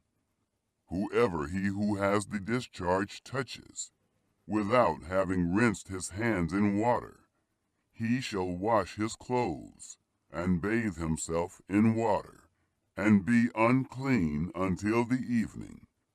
The earthen vessel, which he who has the discharge touches, shall be broken, and every vessel of wood shall be rinsed in water. The cleansing of men. When he who has a discharge is cleansed of his discharge, then he shall count to himself 7 days for his cleansing, and wash his clothes, and he shall bathe his flesh in running water, and shall be clean. On the 8th day he shall take 2 turtle doves, or 2 young pigeons, and come before Yahweh to the door of the tent of meeting, and give them to the priest. And the priest shall offer them, the one for a sin offering, and the other for a burnt offering. The priest shall make atonement for him before Yahweh for his discharge. If any man has an emission of semen, then he shall bathe all his flesh in water, and be unclean until the evening. Every garment and every skin whereon the semen is shall be washed with water, and be unclean until the evening. If a man lies with a woman, and there is an emission of semen, they shall both bathe themselves in water, and be unclean until the evening. The uncleanness of women. If a woman has a discharge, and her discharge in her flesh is blood, she shall be in her impurity 7 days, and whoever touches her shall be unclean until the evening. Everything that she lies on in her impurity shall be unclean. Everything also that she sits on shall be unclean. Whoever touches her bed shall wash his clothes, and bathe himself in water, and be unclean until the evening. Whoever touches anything that she sits on shall wash his clothes, and bathe himself in water, and be unclean until the evening.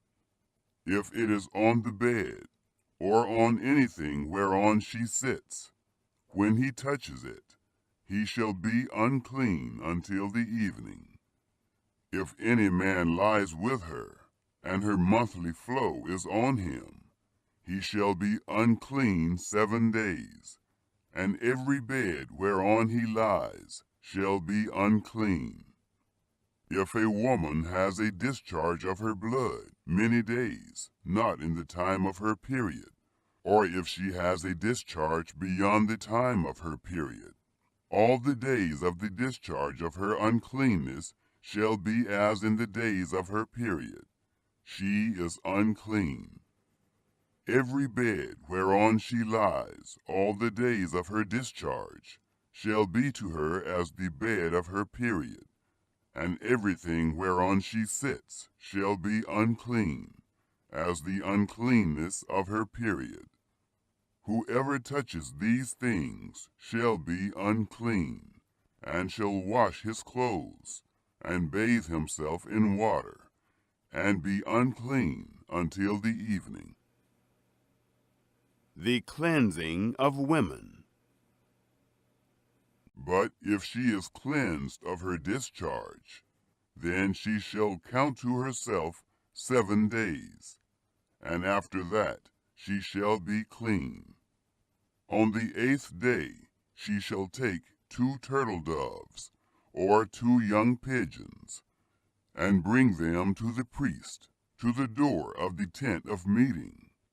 The priest shall offer the one for a sin offering, and the other for a burnt offering. And the priest shall make atonement for her before Yahweh for the uncleanness of her discharge. Thus you shall separate the children of Israel from their uncleanness, so they will not die in their uncleanness when they defile my tabernacle that is in their midst. This is the law of him who has a discharge, and of him who has an emission of semen, so that he is unclean thereby, and of her who has her period, and of a man or woman who has a discharge, and of him who lies with her who is unclean. Chapter 16. The Law of Atonement. Yahweh spoke to Moses after the death of the 2 sons of Aaron, when they drew near before Yahweh and died. And Yahweh said to Moses, Tell Aaron your brother not to come at all times into the most holy place within the veil, before the mercy seat which is on the ark, lest he die. For I will appear in the cloud on the mercy seat. Herewith shall Aaron come into the sanctuary, with a young bull for a sin offering, and a ram for a burnt offering. He shall put on the holy linen coat, and he shall have the linen breeches on his body, and shall put on the linen sash. and he shall be clothed with the linen turban. They are the holy garments. He shall bathe his body in water, and put them on. He shall take from the congregation of the children of Israel 2 male goats for a sin offering, and 1 ram for a burnt offering. Aaron shall offer the bull of the sin offering, which is for himself, and make atonement for himself and for his house. He shall take the 2 goats and set them before Yahweh at the door of the tent of meeting. Aaron shall cast lots for the 2 goats, 1 lot for Yahweh, and the other lot for the scapegoat. Aaron shall present the goat on which the lot fell for Yahweh, and offer him for a sin offering. But the goat on which the lot fell for the scapegoat shall be presented alive before Yahweh, to make atonement for him, to send him away for the scapegoat into the wilderness. The sin offering for the priest. Aaron shall present the bull of the sin offering, which is for himself, and shall make atonement for himself and for his house, and shall kill the bull of the sin offering, which is for himself.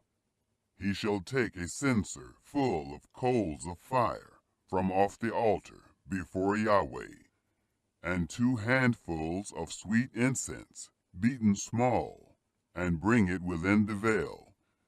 And he shall put the incense on the fire before Yahweh, that the cloud of the incense may cover the mercy seat that is on the testimony, so that he will not die. He shall take some of the blood of the bull, and sprinkle it with his finger on the mercy seat on the east, and before the mercy seat he shall sprinkle some of the blood with his finger 7 times. The sin offering for the people. Then he shall kill the goat of the sin offering, that is for the people, and bring his blood within the veil, and do with his blood as he did with the blood of the bull, and sprinkle it on the mercy seat and before the mercy seat. And he shall make atonement for the holy place, because of the uncleanness of the children of Israel, and because of their transgressions, even all their sins. And so he shall do for the tent of meeting, that dwells with them in the midst of their uncleanness. No one shall be in the tent of meeting when he enters to make atonement in the holy place, until he comes out and has made atonement for himself and for his household, and for all the assembly of Israel. He shall go out to the altar that is before Yahweh, and make atonement for it, and shall take some of the bull's blood and some of the goat's blood, and put it around on the horns of the altar. He shall sprinkle some of the blood on it with his finger 7 times, and cleanse it, and make it holy from the uncleanness of the children of Israel. The scapegoat. When he has made an end of atoning for the holy place, the tent of meeting, and the altar, he shall present the live goat. Aaron shall lay both his hands on the head of the live goat, and confess over him all the iniquities of the children of Israel, and all their transgressions, even all their sins.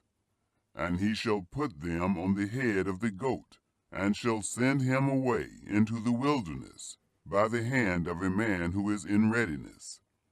The goat shall carry all their iniquities on himself to a solitary land, and he shall let the goat go in the wilderness.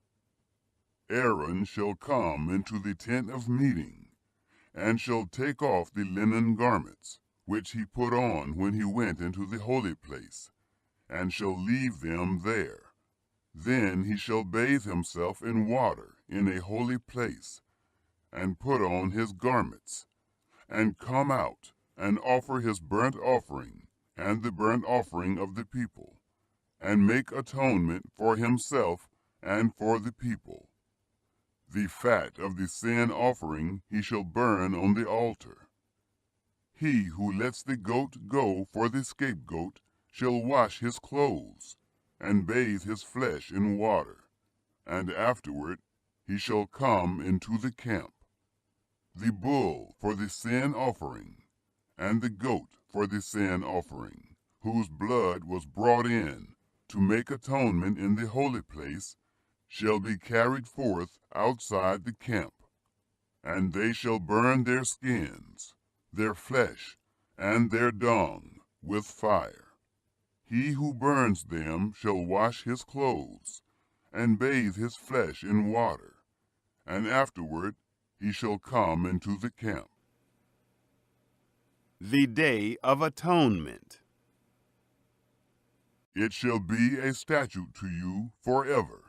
In the 7th month, on the 10th day of the month, you shall afflict your souls, and shall do no kind of work, the native born, or the stranger who lives as a foreigner among you. For on this day shall atonement be made for you, to cleanse you from all your sins. You shall be clean before Yahweh. It is a Sabbath of solemn rest to you, and you shall afflict your souls. It is a statute forever.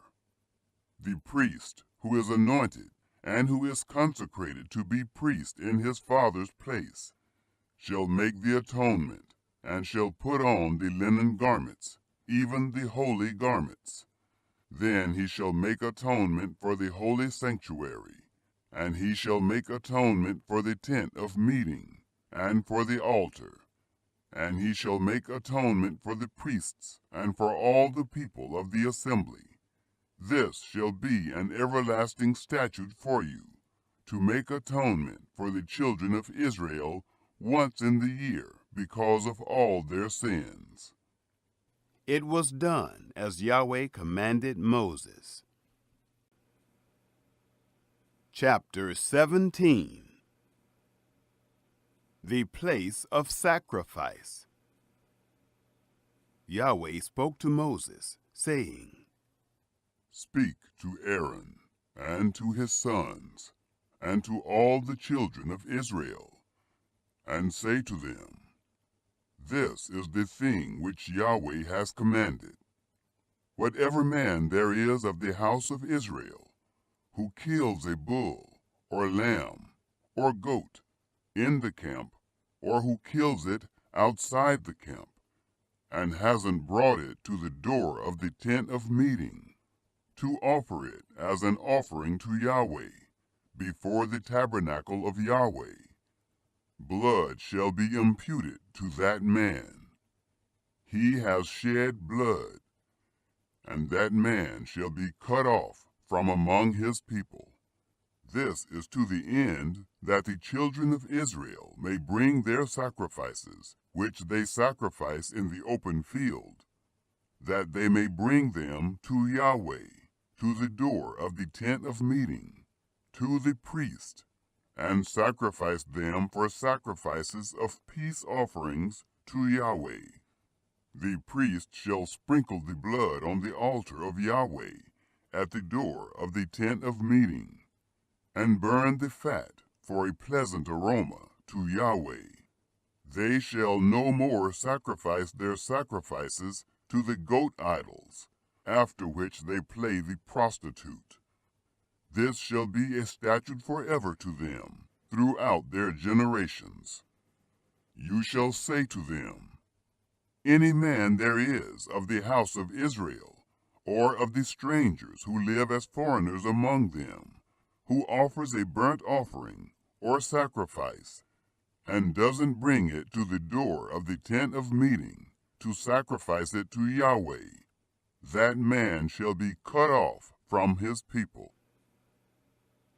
Eating of blood forbidden. Any man of the house of Israel, or of the strangers who live as foreigners among them, who eats any kind of blood, I will set my face against that soul who eats blood, and will cut him off from among his people. For the life of the flesh is in the blood, and I have given it to you on the altar to make atonement for your souls. For it is the blood that makes atonement by reason of the life. Therefore I have said to the children of Israel, no person among you shall eat blood, neither shall any stranger who lives as a foreigner among you eat blood.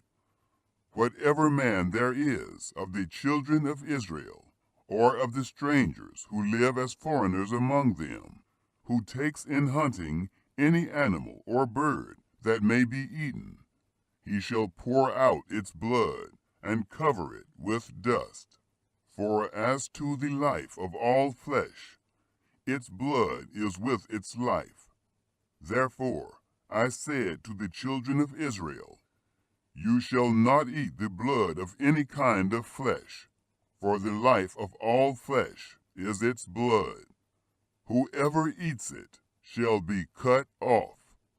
Every person that eats what dies of itself, or that which is torn by animals, whether he is native born or a foreigner, he shall wash his clothes, and bathe himself in water, and be unclean until the evening.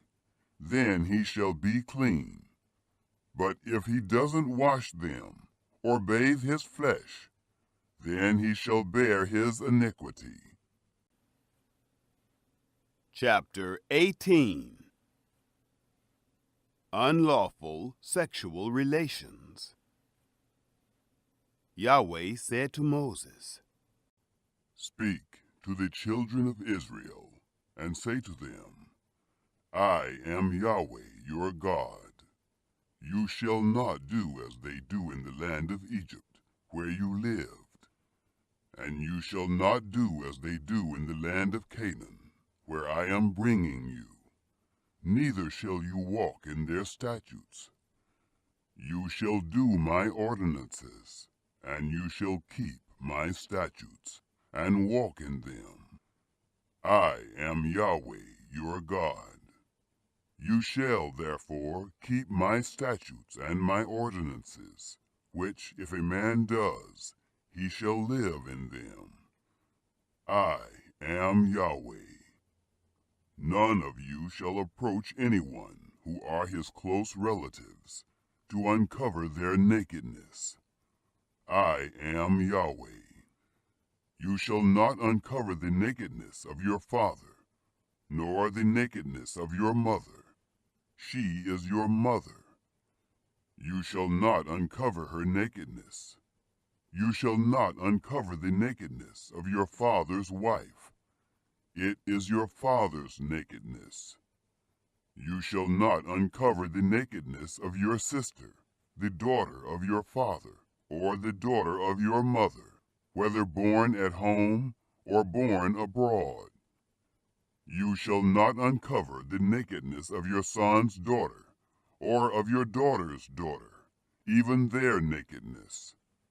For theirs is your own nakedness. You shall not uncover the nakedness of your father's wife's daughter, conceived by your father, since she is your sister. You shall not uncover the nakedness of your father's sister. She is your father's near kinswoman. You shall not uncover the nakedness of your mother's sister, for she is your mother's near kinswoman. You shall not uncover the nakedness of your father's brother. You shall not approach his wife. She is your aunt. You shall not uncover the nakedness of your daughter-in-law. She is your son's wife. You shall not uncover her nakedness. You shall not uncover the nakedness of your brother's wife. It is your brother's nakedness. You shall not uncover the nakedness of a woman and her daughter. You shall not take her son's daughter or her daughter's daughter to uncover her nakedness. They are near kinswomen. It is wickedness. You shall not take a wife to her sister to be a rival, to uncover her nakedness while her sister is yet alive. You shall not approach a woman to uncover her nakedness, as long as she is impure by her uncleanness. You shall not lie carnally with your neighbor's wife, and defile yourself with her. You shall not give any of your children to sacrifice to Molech. Neither shall you profane the name of your God. I am Yahweh. You shall not lie with a man as with a woman. That is detestable. You shall not lie with any animal to defile yourself with it. Neither shall any woman give herself to an animal to lie down with it. It is a perversion. Don't defile yourselves in any of these things. For in all these the nations which I am casting out before you were defiled.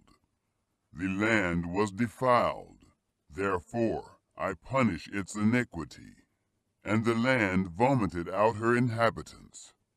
You therefore shall keep my statutes and my ordinances, and shall not do any of these abominations, neither the native born, nor the stranger who lives as a foreigner among you. For all these abominations have the men of the land done, that were before you, and the land became defiled. That the land not vomit you out also, when you defile it, as it vomited out the nation that was before you. For whoever shall do any of these abominations, even the souls that do them, shall be cut off from among their people. Therefore, you shall keep my requirements, that you do not practice any of these abominable customs, which were practiced before you, and that you do not defile yourselves with them. I am Yahweh, your God. Chapter 19. Idolatry forbidden. Yahweh spoke to Moses, saying, Speak to all the congregation of the children of Israel, and tell them, You shall be holy, for I, Yahweh your God, am holy. Each one of you shall respect his mother and his father. You shall keep my Sabbaths. I am Yahweh your God. Don't turn to idols, nor make molten gods for yourselves. I am Yahweh your God. When you offer a sacrifice of peace offerings to Yahweh, you shall offer it so that you may be accepted. It shall be eaten the same day you offer it, and on the next day. And if anything remains until the third day, it shall be burned with fire. If it is eaten at all on the third day, it is an abomination. It will not be accepted. But everyone who eats it shall bear his iniquity, because he has profaned the holy thing of Yahweh, and that soul shall be cut off from his people. Love your neighbor. When you reap the harvest of your land, you shall not wholly reap the corners of your field, neither shall you gather the gleanings of your harvest. You shall not glean your vineyard, neither shall you gather the fallen grapes of your vineyard. You shall leave them for the poor and for the foreigner. I am Yahweh your God. You shall not steal. You shall not lie. You shall not deceive one another. You shall not swear by my name falsely, and profane the name of your God. I am Yahweh. You shall not oppress your neighbor, nor rob him.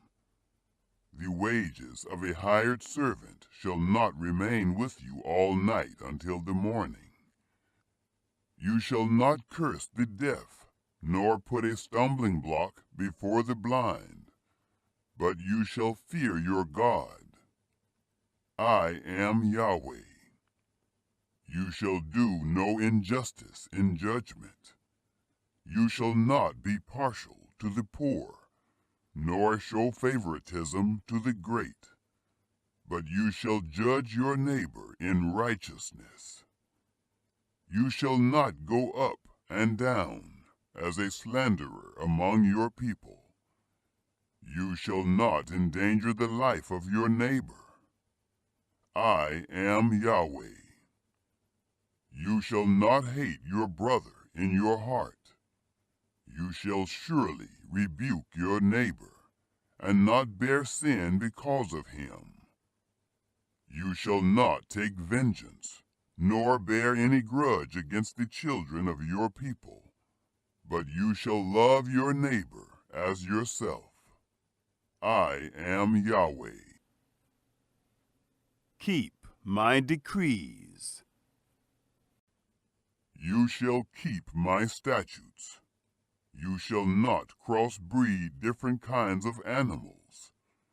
You shall not sow your field with two kinds of seed, neither shall there come upon you a garment made of two kinds of material.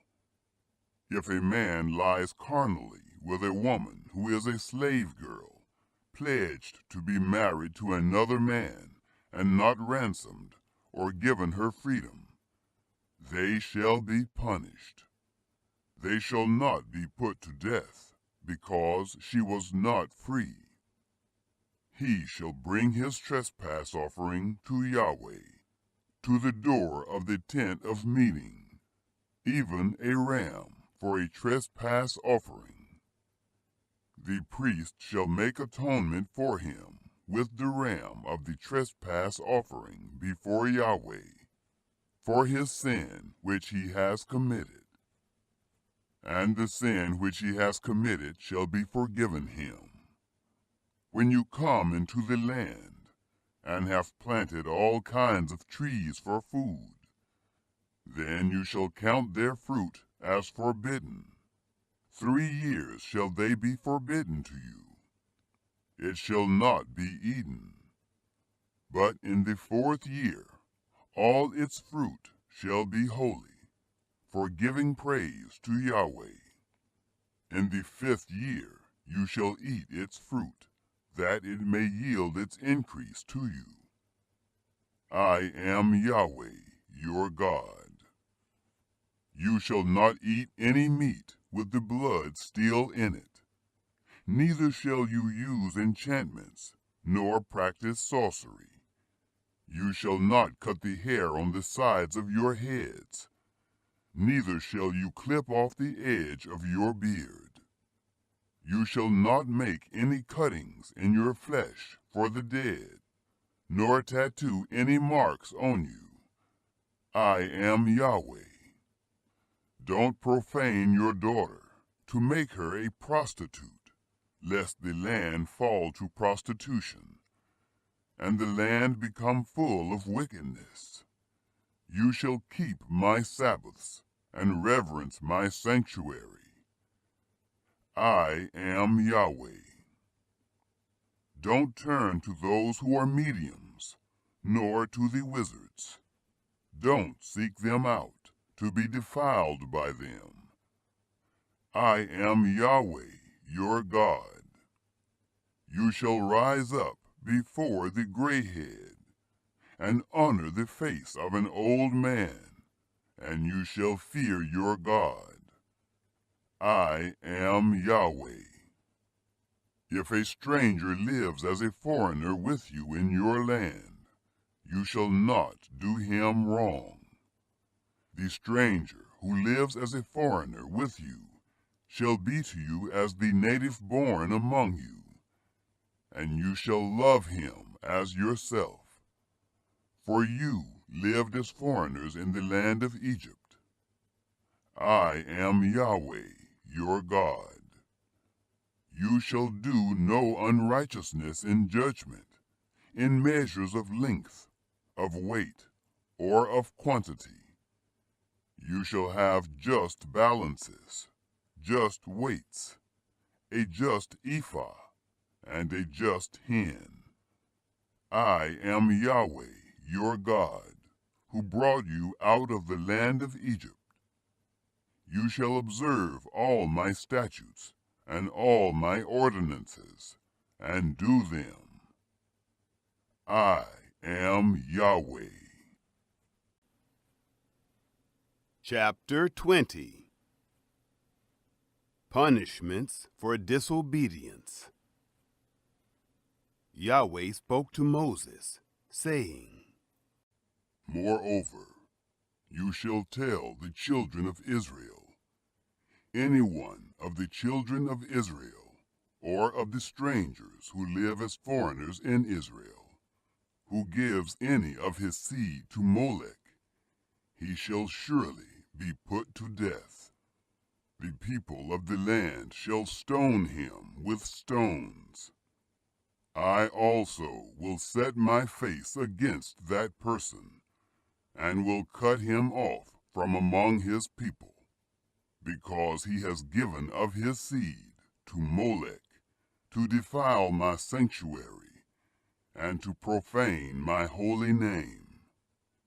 If the people of the land all hide their eyes from that person, when he gives of his seed to Molech, and don't put him to death, then I will set my face against that man, and against his family, and will cut him off, and all who play the prostitute after him, to play the prostitute with Molech from among their people.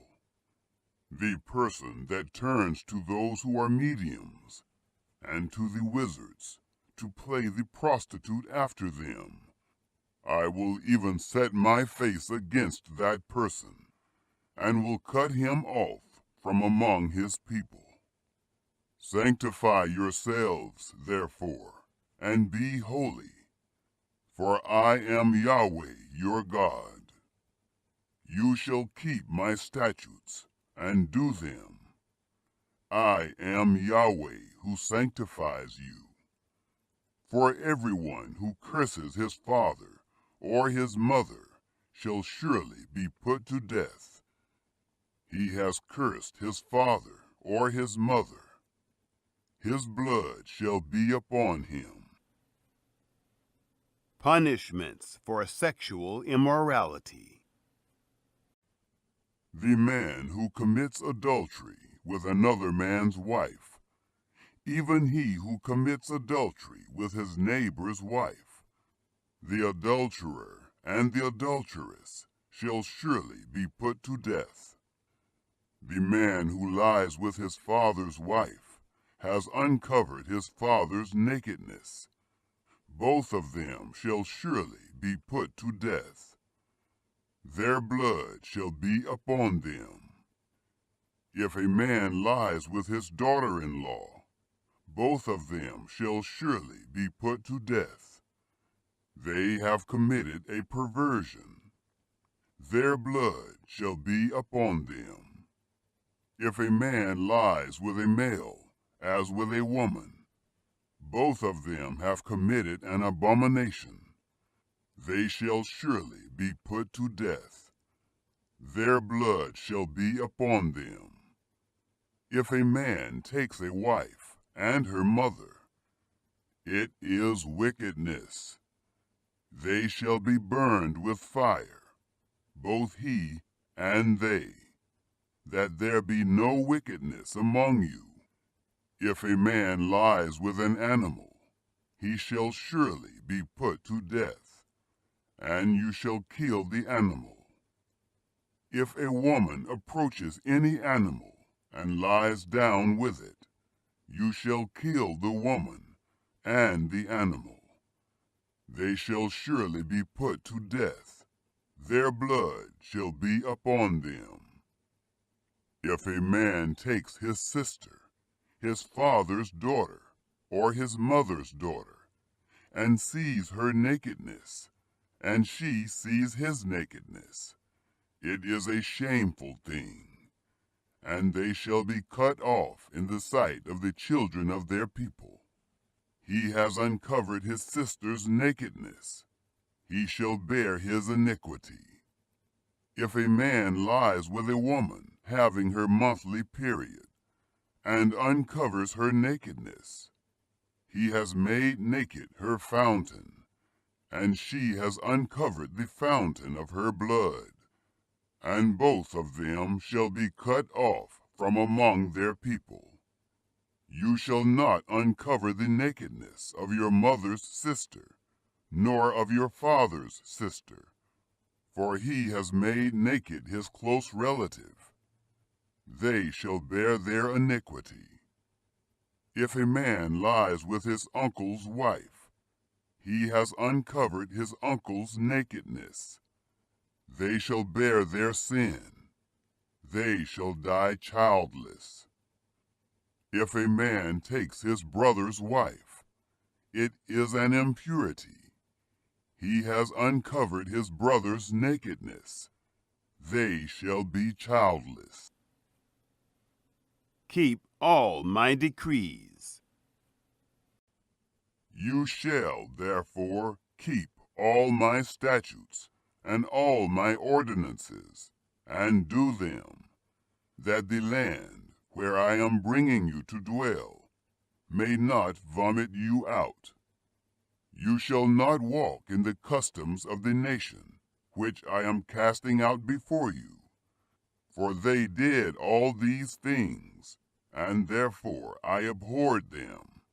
But I have said to you, you shall inherit their land, and I will give it to you to possess it, a land flowing with milk and honey. I am Yahweh, your God, who has separated you from the peoples. You shall therefore make a distinction between the clean animal and the unclean, and between the unclean fowl and the clean. And you shall not make yourselves abominable by animal, or by bird, or by anything with which the ground teems, which I have separated from you as unclean for you. You shall be holy to me. For I, Yahweh, am holy, and have set you apart from the peoples, that you should be mine. A man or a woman that is a medium or is a wizard shall surely be put to death. They shall stone them with stones. Their blood shall be upon them. Chapter 21. Holiness required of priests. Yahweh said to Moses, Speak to the priests, the sons of Aaron, and say to them, a priest shall not defile himself for the dead among his people, except for his relatives that are near to him, for his mother, for his father, for his son, for his daughter, for his brother, and for his virgin sister who is near to him, who has had no husband. For her he may defile himself. He shall not defile himself, being a chief man among his people, to profane himself. They shall not shave their heads, neither shall they shave off the corners of their beards, nor make any cuttings in their flesh. They shall be holy to their God, and not profane the name of their God. for they offer the offerings of Yahweh made by fire, the bread of their God. Therefore they shall be holy. They shall not marry a woman who is a prostitute or profane, neither shall they marry a woman divorced from her husband, for he is holy to his God. You shall sanctify him, therefore, for he offers the bread of your God. He shall be holy to you. For I, Yahweh, who sanctify you, am holy. The daughter of any priest, if she profanes herself by playing the prostitute, she profanes her father. She shall be burned with fire. He who is the high priest among his brothers, upon whose head the anointing oil is poured, and that is consecrated to put on the garments, shall not let the hair of his head hang loose, nor tear his clothes. Neither shall he go in to any dead body, nor defile himself for his father or for his mother. Neither shall he go out of the sanctuary, nor profane the sanctuary of his God. For the crown of the anointing oil of his God is upon him. I am Yahweh. He shall take a wife in her virginity, a widow, or one divorced, or a woman who has been defiled, or a prostitute. These he shall not marry, but a virgin of his own people shall he take as a wife. He shall not profane his seed among his people, for I am Yahweh who sanctifies him. Yahweh spoke to Moses, saying, Say to Aaron, none of your seed throughout their generations, who has a blemish, may approach to offer the bread of his God. Restrictions against those with blemishes. For whatever man he is that has a blemish, he shall not draw near. A blind man, or a lame, or he who has a flat nose, or any deformity, or a man who has an injured foot, or an injured hand, or hunchbacked, or a dwarf, or one who has a defect in his eye, or an itching disease, or scabs, or who has damaged testicles. No man of the seed of Aaron the priest who has a blemish shall come near to offer the offerings of Yahweh made by fire. Since he has a blemish, he shall not come near to offer the bread of his God. He shall eat the bread of his God, both of the most holy and of the holy. He shall not come near to the veil, nor come near to the altar, because he has a blemish, that he may not profane my sanctuaries. For I am Yahweh who sanctifies them. So Moses spoke to Aaron and to his sons, and to all the children of Israel. Chapter 22.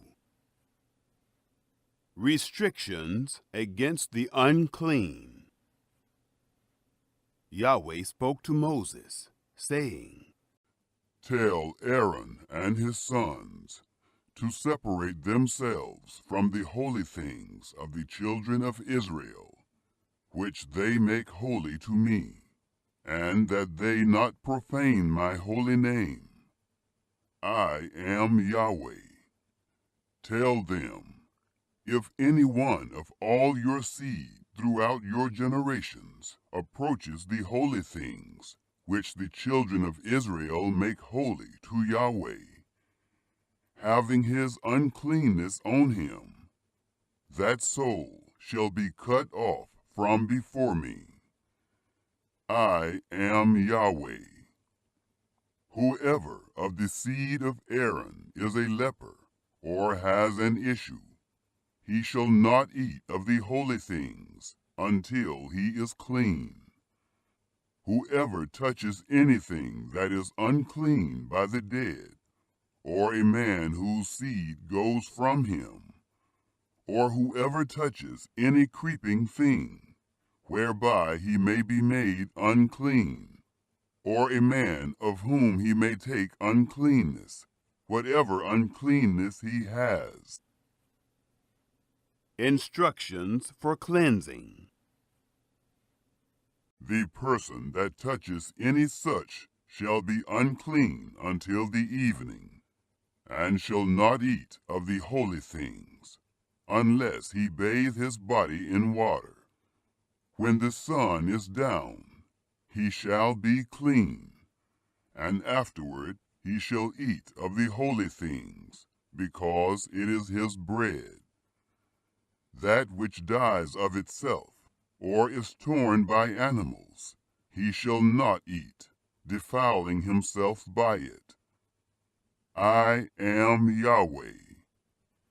They shall, therefore, follow my requirements, lest they bear sin for it, and die therein, if they profane it.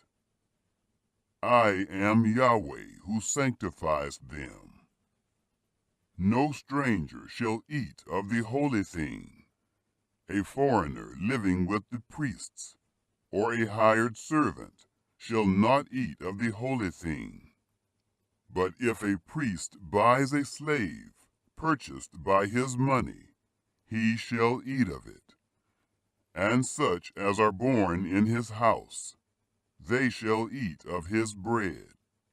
If a priest's daughter is married to an outsider, she shall not eat of the heave offering of the holy things.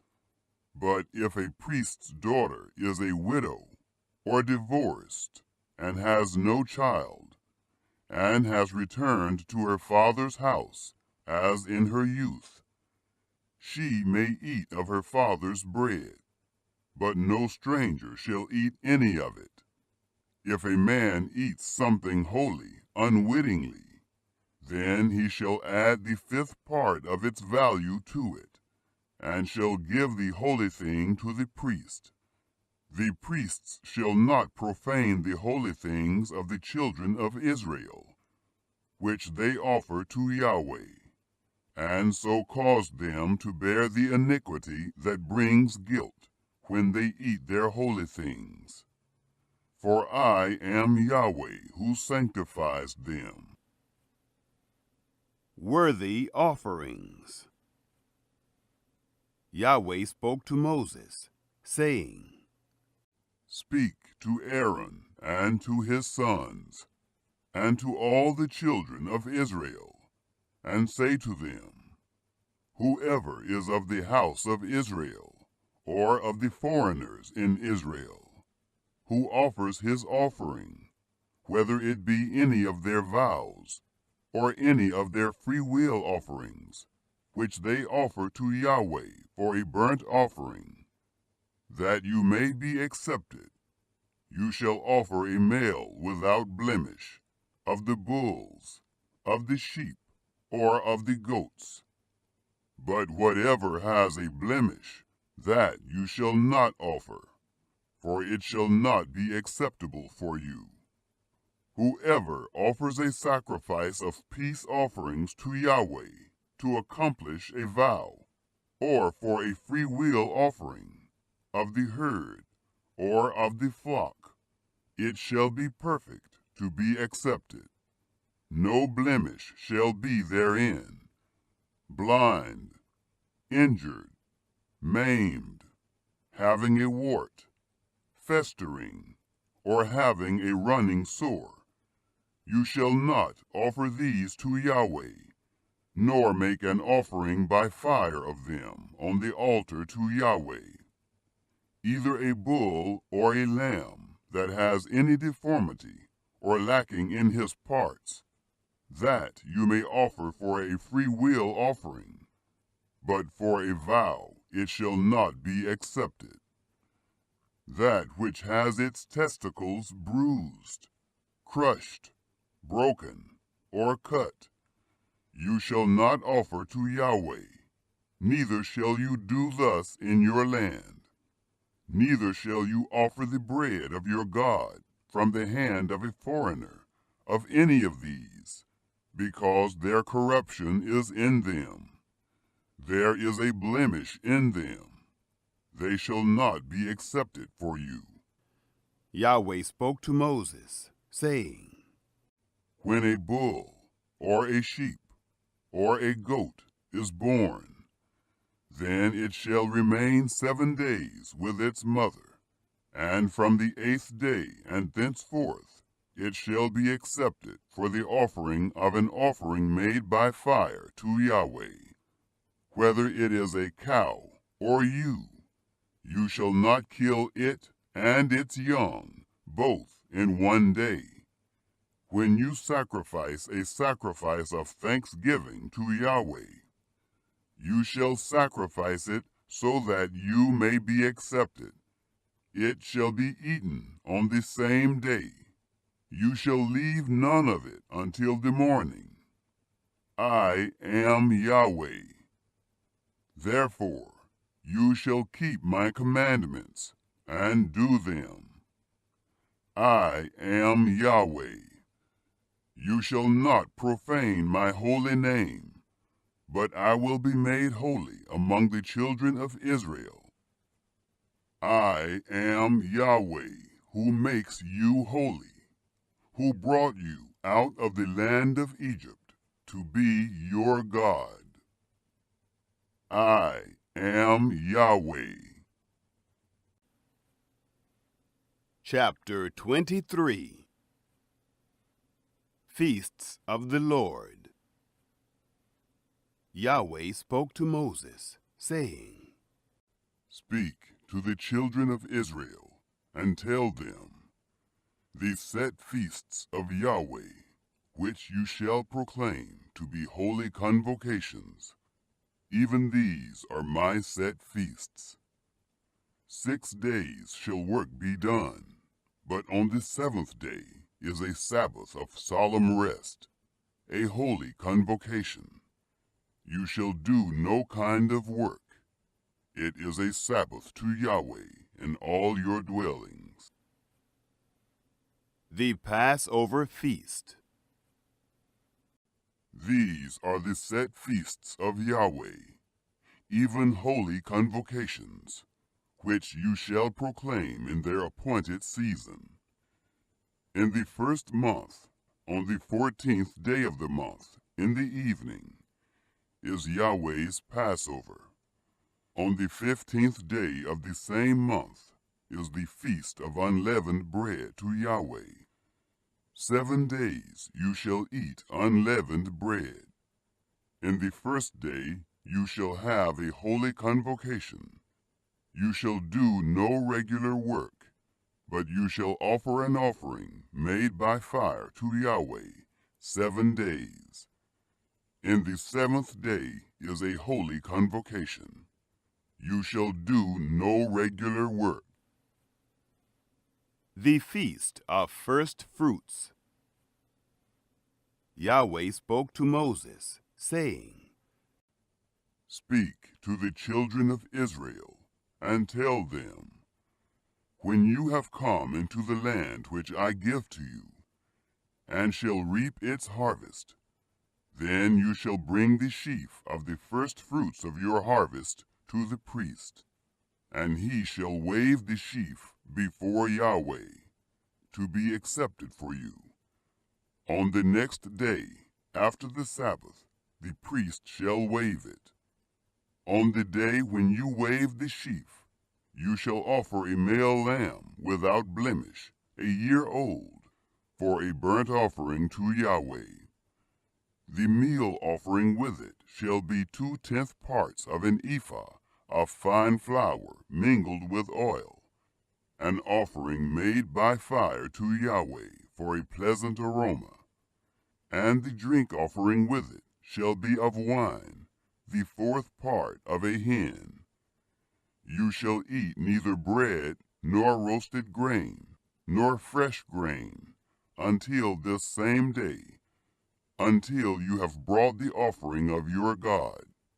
This is a statute forever, throughout your generations, in all your dwellings. The Feast of Pentecost. You shall count from the next day after the Sabbath, from the day that you brought the sheaf of the wave offering. 7 Sabbaths shall be completed. Even to the next day after the 7th Sabbath, you shall number 50 days. And you shall offer a new meal offering to Yahweh. You shall bring out of your habitations 2 loaves of bread for a wave offering made of 2/10 parts of an ephah of fine flour. They shall be baked with yeast for first fruits to Yahweh. You shall present with the bread 7 lambs without blemish, a year old, 1 young bull, and 2 rams.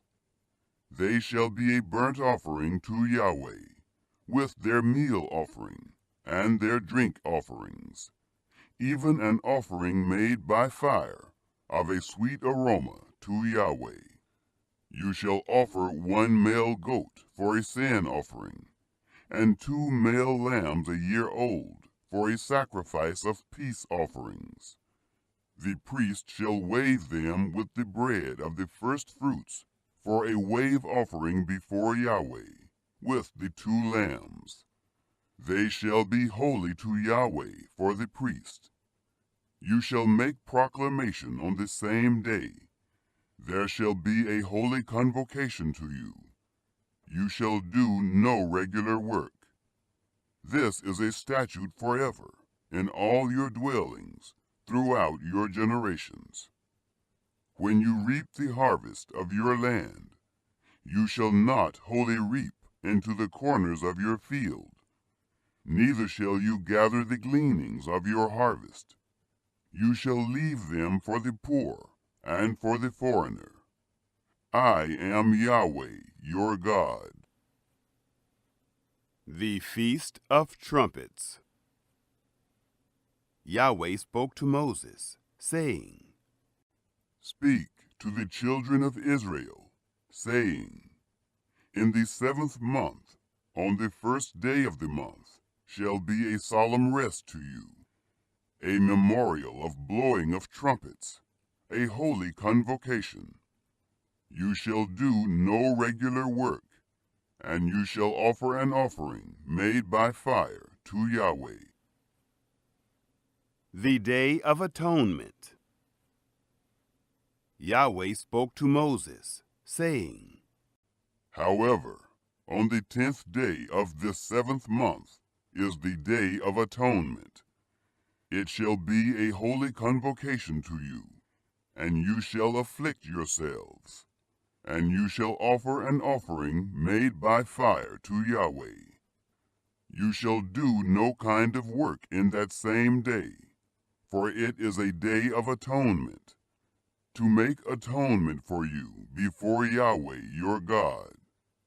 For whoever it is who shall not deny himself in that same day shall be cut off from his people. Whoever it is who does any kind of work in that same day, that person I will destroy from among his people. You shall do no kind of work. It is a statute forever, throughout your generations, in all your dwellings. It shall be a Sabbath of solemn rest for you, and you shall deny yourselves. In the 9th day of the month, at evening, from evening to evening, you shall keep your Sabbath. The Feast of Booths. Yahweh spoke to Moses, saying, Speak to the children of Israel, and say, On the 15th day of this 7th month is the Feast of Tents for 7 days to Yahweh. On the first day shall be a holy convocation. You shall do no regular work. 7 days you shall offer an offering made by fire to Yahweh.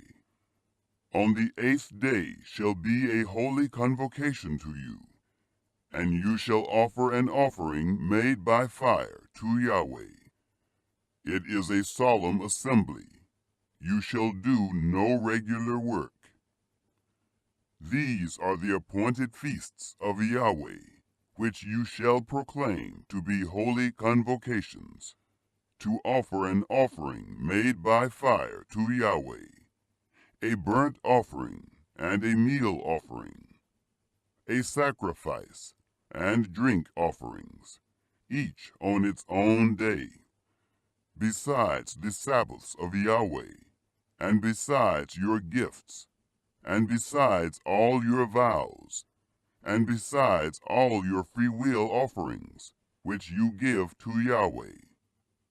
So on the 15th day of the 7th month, when you have gathered in the fruits of the land, you shall keep the feast of Yahweh 7 days. On the 1st day shall be a solemn rest, and on the 8th day shall be a solemn rest.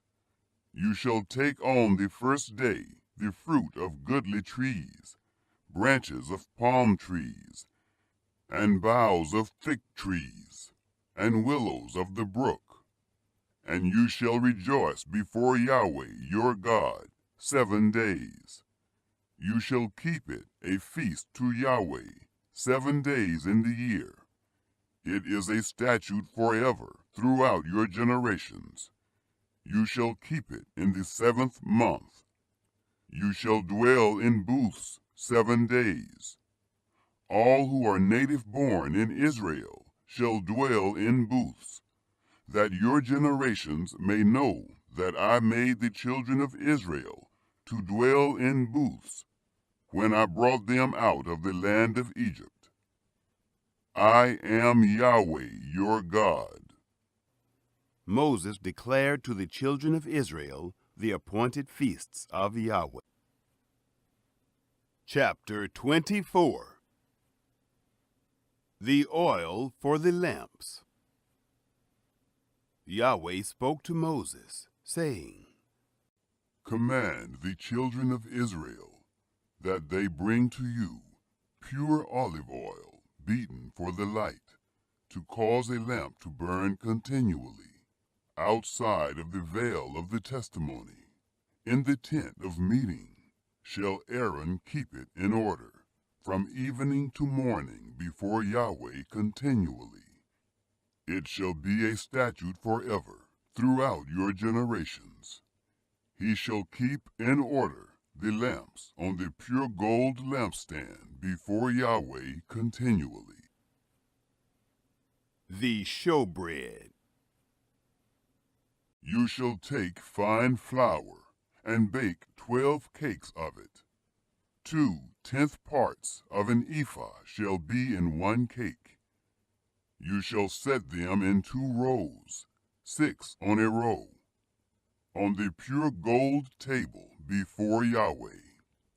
You shall put pure frankincense on each row, that it may be to the bread for a memorial, even an offering made by fire to Yahweh.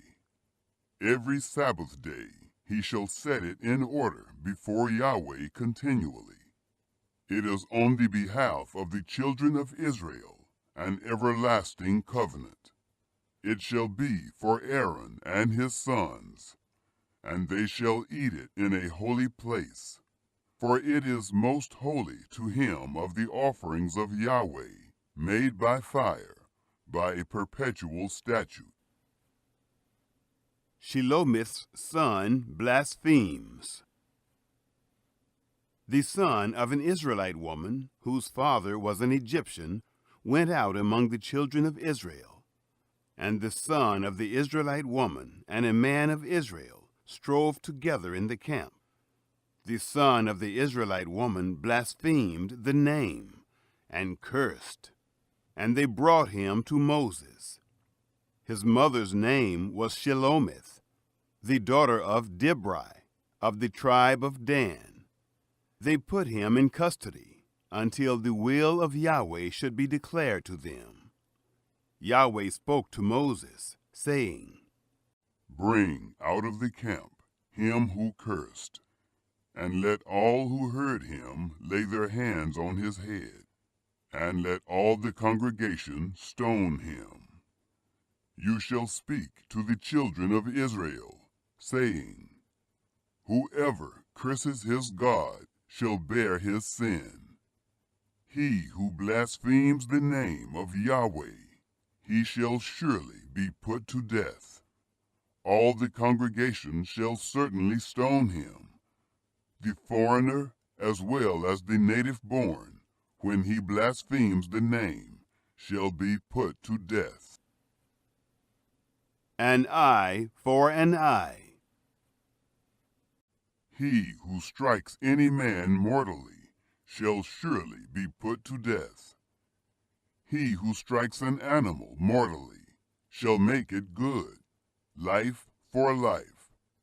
If anyone injures his neighbor, as he has done, so shall it be done to him.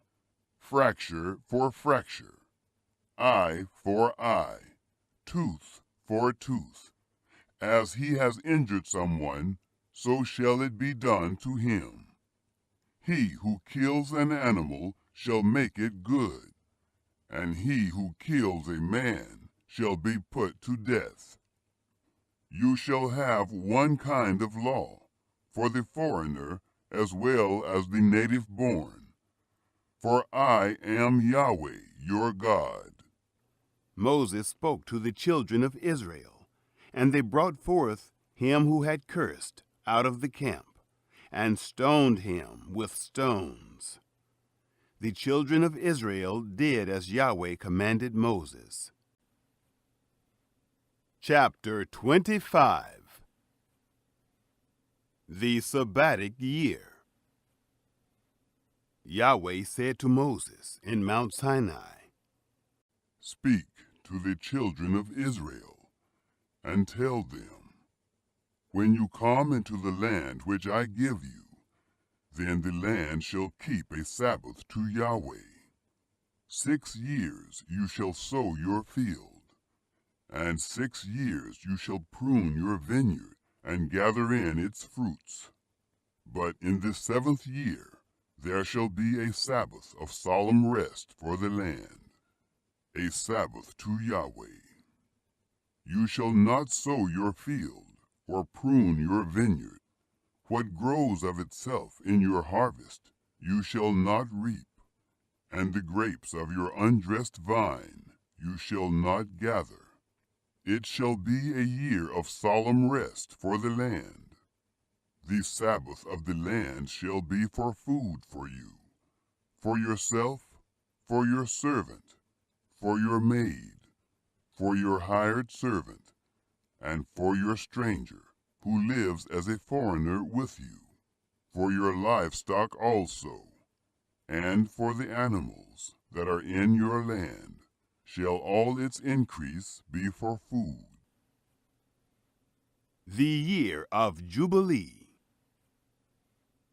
You shall count off 7 Sabbaths of years, 7 times 7 years, and there shall be to you the days of 7 Sabbaths of years, even 49 years. Then you shall sound the loud trumpet on the 10th day of the 7th month. On the Day of Atonement you shall sound the trumpet throughout all your land. You shall make the 50th year holy, and proclaim liberty throughout the land to all its inhabitants. It shall be a jubilee to you, and each of you shall return to his own property, and each of you shall return to his family. That 50th year shall be a jubilee to you. In it you shall not sow, neither reap that which grows of itself, nor gather from the undressed vines. For it is a jubilee, it shall be holy to you. You shall eat of its increase out of the field. Return of property. In this year of Jubilee, each of you shall return to his property. If you sell anything to your neighbor, or buy from your neighbor, you shall not wrong one another. According to the number of years after the Jubilee, you shall buy from your neighbor. According to the number of years of the crops he shall sell to you. According to the length of the years you shall increase its price, and according to the shortness of the years you shall diminish its price. For he is selling the number of the crops to you. You shall not wrong one another, but you shall fear your God, for I am Yahweh your God. The blessing of obedience. Therefore you shall do my statutes, and keep my ordinances, and do them, and you shall dwell in the land in safety. The land shall yield its fruit, and you shall eat your fill, and dwell therein in safety. If you said, What shall we eat the 7th year? Behold, we shall not sow, nor gather in our increase. Then I will command my blessing on you in the 6th year, and it shall bring forth fruit for the 3 years. You shall sow the 8th year, and eat of the fruits, the old store, until the 9th year. Until its fruits come in, you shall eat the old store. The law of redemption. The land shall not be sold in perpetuity, for the land is mine. For you are strangers, and live as foreigners with me. In all the land of your possession you shall grant a redemption for the land. If your brother becomes poor, and sells some of his possessions, then his kinsman who is next to him shall come, and redeem that which his brother has sold. If a man has no one to redeem it, and he becomes prosperous, and finds sufficient means to redeem it, then let him reckon the years since its sale, and restore the surplus to the man to whom he sold it, and he shall return to his property. But if he isn't able to get it back for himself, then what he has sold shall remain in the hand of him who has bought it until the year of Jubilee, and in the Jubilee it shall be released, and he shall return to his property. If a man sells a dwelling house in a walled city, then he may redeem it within a whole year after it has been sold. For a full year he shall have the right of redemption.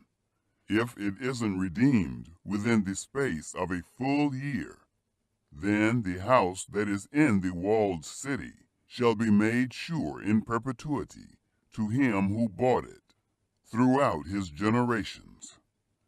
It shall not be released in the Jubilee. But the houses of the villages which have no wall around them shall be reckoned with the fields of the country. They may be redeemed, and they shall be released in the Jubilee. Nevertheless, the cities of the Levites, the houses in the cities of their possession, the Levites may redeem at any time. The Levites may redeem the house that was sold, and the city of his possession, and it shall be released in the Jubilee. For the houses of the cities of the Levites are their possession among the children of Israel. But the field of the suburbs of their cities may not be sold, for it is their perpetual possession. Redemption of the poor. If your brother has become poor, and his hand can't support him among you, then you shall uphold him. He shall live with you like an alien and a temporary resident. Take no interest from him or profit, but fear your God, that your brother may live among you. You shall not lend him your money at interest, nor give him your food for profit. I am Yahweh your God, who brought you forth out of the land of Egypt, to give you the land of Canaan, and to be your God. Redemption of bondmen. If your brother has grown poor among you, and sells himself to you, you shall not make him to serve as a slave. As a hired servant and as a temporary resident, he shall be with you. He shall serve with you until the year of Jubilee. Then he shall go out from you, he and his children with him, and shall return to his own family, and to the possession of his fathers. For they are my servants, whom I brought forth out of the land of Egypt. They shall not be sold as slaves. You shall not rule over him with harshness, but shall fear your God. As for your male and your female slaves, whom you may have, of the nations that are around you, from them you may buy male and female slaves.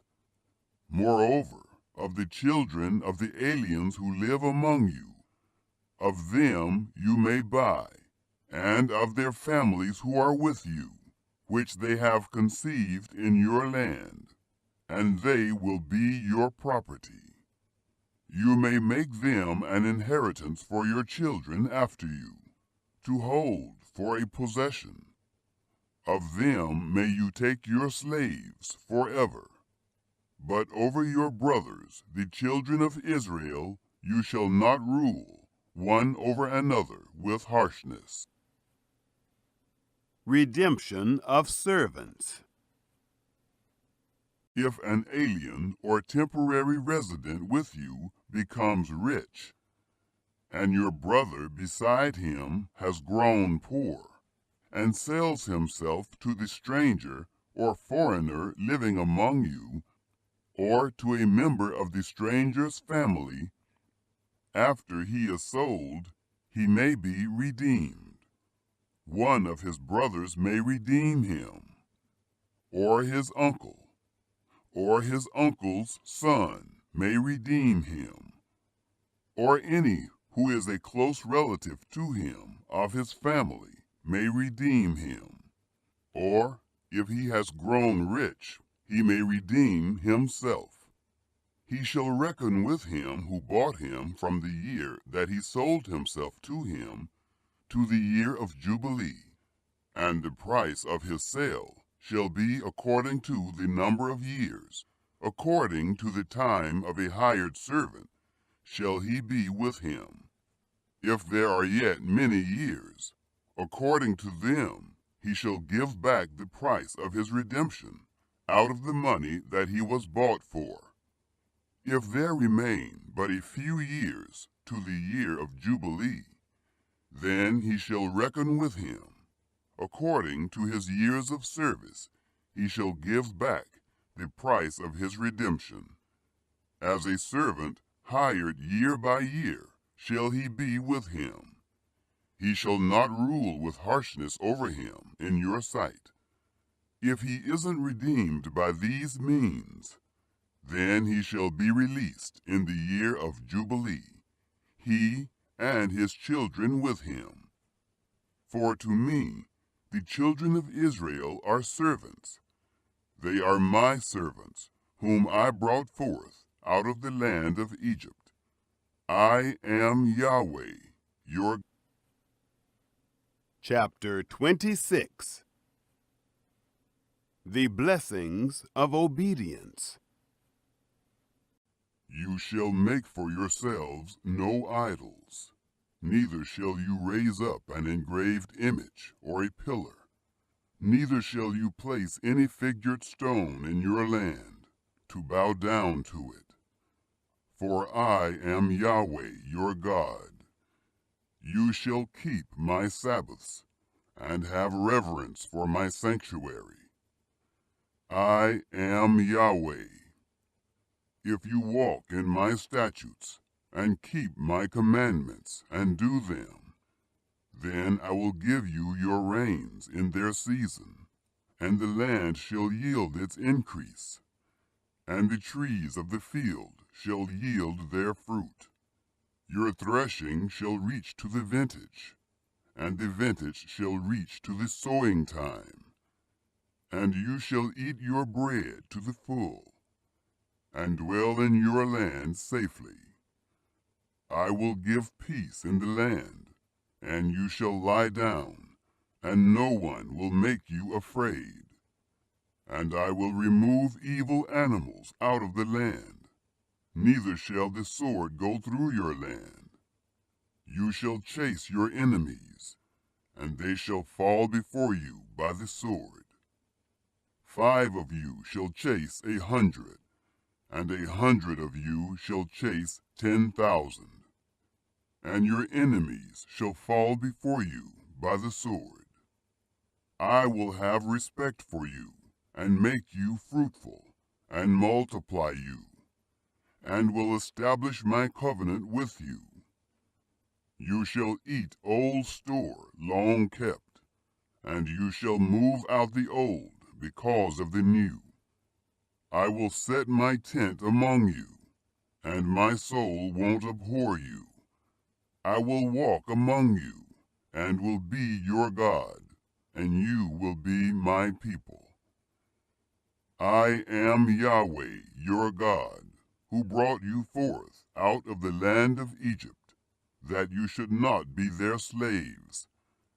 And I have broken the bars of your yoke, and made you go upright. Punishments for disobedience.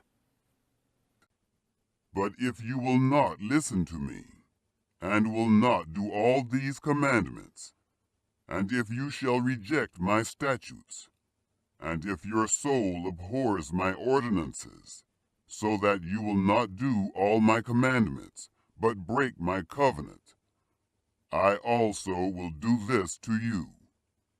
I will appoint terror over you, even consumption and fever, that shall consume the eyes, and make the soul to pine away. And you will sow your seed in vain, for your enemies will eat it. I will set my face against you, and you will be struck before your enemies. Those who hate you will rule over you, and you will flee when no one pursues you. If you, in spite of these things, will not listen to me, then I will chastise you 7 times more for your sins. I will break the pride of your power, and I will make your sky like iron, and your soil like brass. And your strength will be spent in vain, for your land won't yield its increase, neither will the trees of the land yield their fruit. If you walk contrary to me, and won't listen to me, then I will bring 7 times more plagues on you, according to your sins. I will send the wild animals among you, which will rob you of your children, destroy your livestock, and make you few in number, and your roads will become desolate. If by these things you won't be reformed to me, but will walk contrary to me, then I will also walk contrary to you, and I will strike you, even I, 7 times for your sins. I will bring a sword upon you, that will execute the vengeance of the covenant, and you will be gathered together within your cities. And I will send the pestilence among you, and you will be delivered into the hand of the enemy. When I break your staff of bread, 10 women shall bake your bread in one oven, and they shall deliver your bread again by weight, and you shall eat and not be satisfied. If you, in spite of this, won't listen to me, but walk contrary to me, then I will walk contrary to you in wrath, and I also will chastise you 7 times for your sins. You will eat the flesh of your sons, and you will eat the flesh of your daughters. I will destroy your high places, and cut down your incense altars, and cast your dead bodies upon the bodies of your idols, and my soul will abhor you. I will lay your cities waste, and will bring your sanctuaries to desolation, and I will not take delight in the sweet fragrance of your offerings. I will bring the land into desolation, and your enemies that dwell therein will be astonished at it. I will scatter you among the nations, and I will draw out the sword after you, and your land will be a desolation, and your cities shall be a waste. Then the land will enjoy its Sabbaths as long as it lies desolate, and you are in your enemies' lands. Even then the land will rest and enjoy its Sabbaths. As long as it lies desolate, it shall have rest, even the rest which it didn't have in your Sabbaths, when you lived on it. As for those of you who are left, I will send a faintness into their hearts in the lands of their enemies, and the sound of a driven leaf will put them to flight, and they shall flee, as one flees from the sword. And they will fall when no one pursues. They will stumble over one another, as it were before the sword, when no one pursues. And you will have no power to stand before your enemies. You will perish among the nations, and the land of your enemies will eat you up. Those of you who are left will pine away in their iniquity in your enemies' lands, and also in the iniquities of their fathers shall they pine away with them. God remembers those who repent. If they confess their iniquity and the iniquity of their fathers, in their trespass which they trespassed against me, and also that, because they walked contrary to me, I also walked contrary to them, and brought them into the land of their enemies.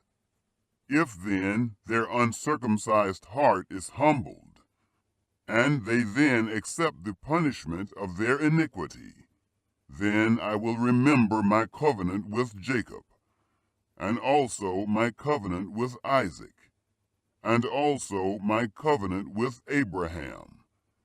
And I will remember the land. The land also will be left by them, and will enjoy its Sabbaths while it lies desolate without them. And they will accept the punishment of their iniquity, even because they rejected my ordinances, and their soul abhorred my statutes. Yet for all that, when they are in the land of their enemies, I will not reject them, neither will I abhor them, to destroy them utterly, and to break my covenant with them. For I am Yahweh their God. But I will, for their sake, remember the covenant of their ancestors, whom I brought forth out of the land of Egypt in the sight of the nations, that I might be their God. I am Yahweh. These are the statutes, ordinances, and laws which Yahweh made between him and the children of Israel in Mount Sinai by Moses. Chapter 27. Rules rules about valuations. Yahweh spoke to Moses, saying, Speak to the children of Israel, and say to them, when a man makes a vow, the persons shall be for Yahweh by your valuation. Your valuation shall be of a male from 20 years old even to 60 years old. Even your valuation shall be 50 shekels of silver, after the shekel of the sanctuary. If it is a female, then your valuation shall be 30 shekels. If the person is from 5 years old even to 20 years old, then your valuation shall be for a male 20 shekels, and for a female 10 shekels. If the person is from a month old even to 5 years old, then your valuation shall be for a male 5 shekels of silver, and for a female your valuation shall be 3 shekels of silver. If the person is from 60 years old and upward, if it is a male, then your valuation shall be 15 shekels, and for a female 10 shekels. But if he is poorer than your valuation, then he shall be set before the priest, and the priest shall value him. According to the ability of him who vowed shall the priest value him. If it is an animal of which men offer an offering to Yahweh, all that any man gives of such to Yahweh becomes holy. He shall not alter it, nor change it, a good for a bad, or a bad for a good. And if he shall at all change animal for animal, then both it and that for which it is changed shall be holy. If it is any unclean animal, of which they do not offer as an offering to Yahweh, then he shall set the animal before the priest, and the priest shall value it, whether it is good or bad. As you, the priest, values it, so shall it be. But if he will indeed redeem it, then he shall add the 5th part of it to its valuation. When a man dedicates his house to be holy to Yahweh, then the priest shall evaluate it, whether it is good or bad. As the priest shall evaluate it, so shall it stand. If he who dedicates it will redeem his house, then he shall add the 5th part of the money of your valuation to it, and it shall be his. If a man dedicates to Yahweh part of the field of his possession, then your valuation shall be according to the seed for it. The sowing of a homer of barley shall be valued at 50 shekels of silver. If he dedicates his field from the year of Jubilee, according to your valuation, it shall stand. But if he dedicates his field after the Jubilee, then the priest shall reckon to him the money according to the years that remain to the year of Jubilee, and an abatement shall be made from your valuation. If he who dedicated the field will indeed redeem it, then he shall add the 5th part of the money of your valuation to it, and it shall remain his. If he will not redeem the field, or if he has sold the field to another man, it shall not be redeemed any more. But the field, when it goes out in the Jubilee, shall be holy to Yahweh, as a field devoted. It shall be owned by the priests. If he dedicates to Yahweh a field which he has bought, which is not of the field of his possession, then the priest shall reckon to him the worth of your valuation up to the year of Jubilee, and he shall give your valuation on that day as a holy thing to Yahweh. In the year of Jubilee, the field shall return to him from whom it was bought, even to him to whom the possession of the land belongs. All your valuations shall be according to the shekel of the sanctuary, 20 gerahs to the shekel. Only the firstborn among animals, which is made a firstborn to Yahweh, no man may dedicate it. Whether an ox or sheep, it is Yahweh's. If it is an unclean animal, then he shall buy it back according to your valuation, and shall add to it the 5th part of it. Or if it isn't redeemed, then it shall be sold according to your valuation. Notwithstanding, no devoted thing that a man shall devote to Yahweh, of all that he has, whether of man or animal, or of the field of his possession, shall be sold or redeemed. Every devoted thing is most holy to Yahweh. No one devoted who shall be devoted from among men shall be ransomed. He shall surely be put to death. Instruction on tithes. All the tithes of the land, whether of the seed of the land or of the fruit of the trees, is Yahweh's. It is holy to Yahweh. If a man redeems anything of his tithes, he shall add a 5th part to it. All the tithes of the herds or the flocks, whatever passes under the rod, the 10th shall be holy to Yahweh. He shall not search whether it is good or bad, neither shall he change it. And if he changes it at all, then both it and that for which it is changed shall be holy. It shall not be redeemed. These are the commandments which Yahweh commanded Moses for the children of Israel on Mount Sinai.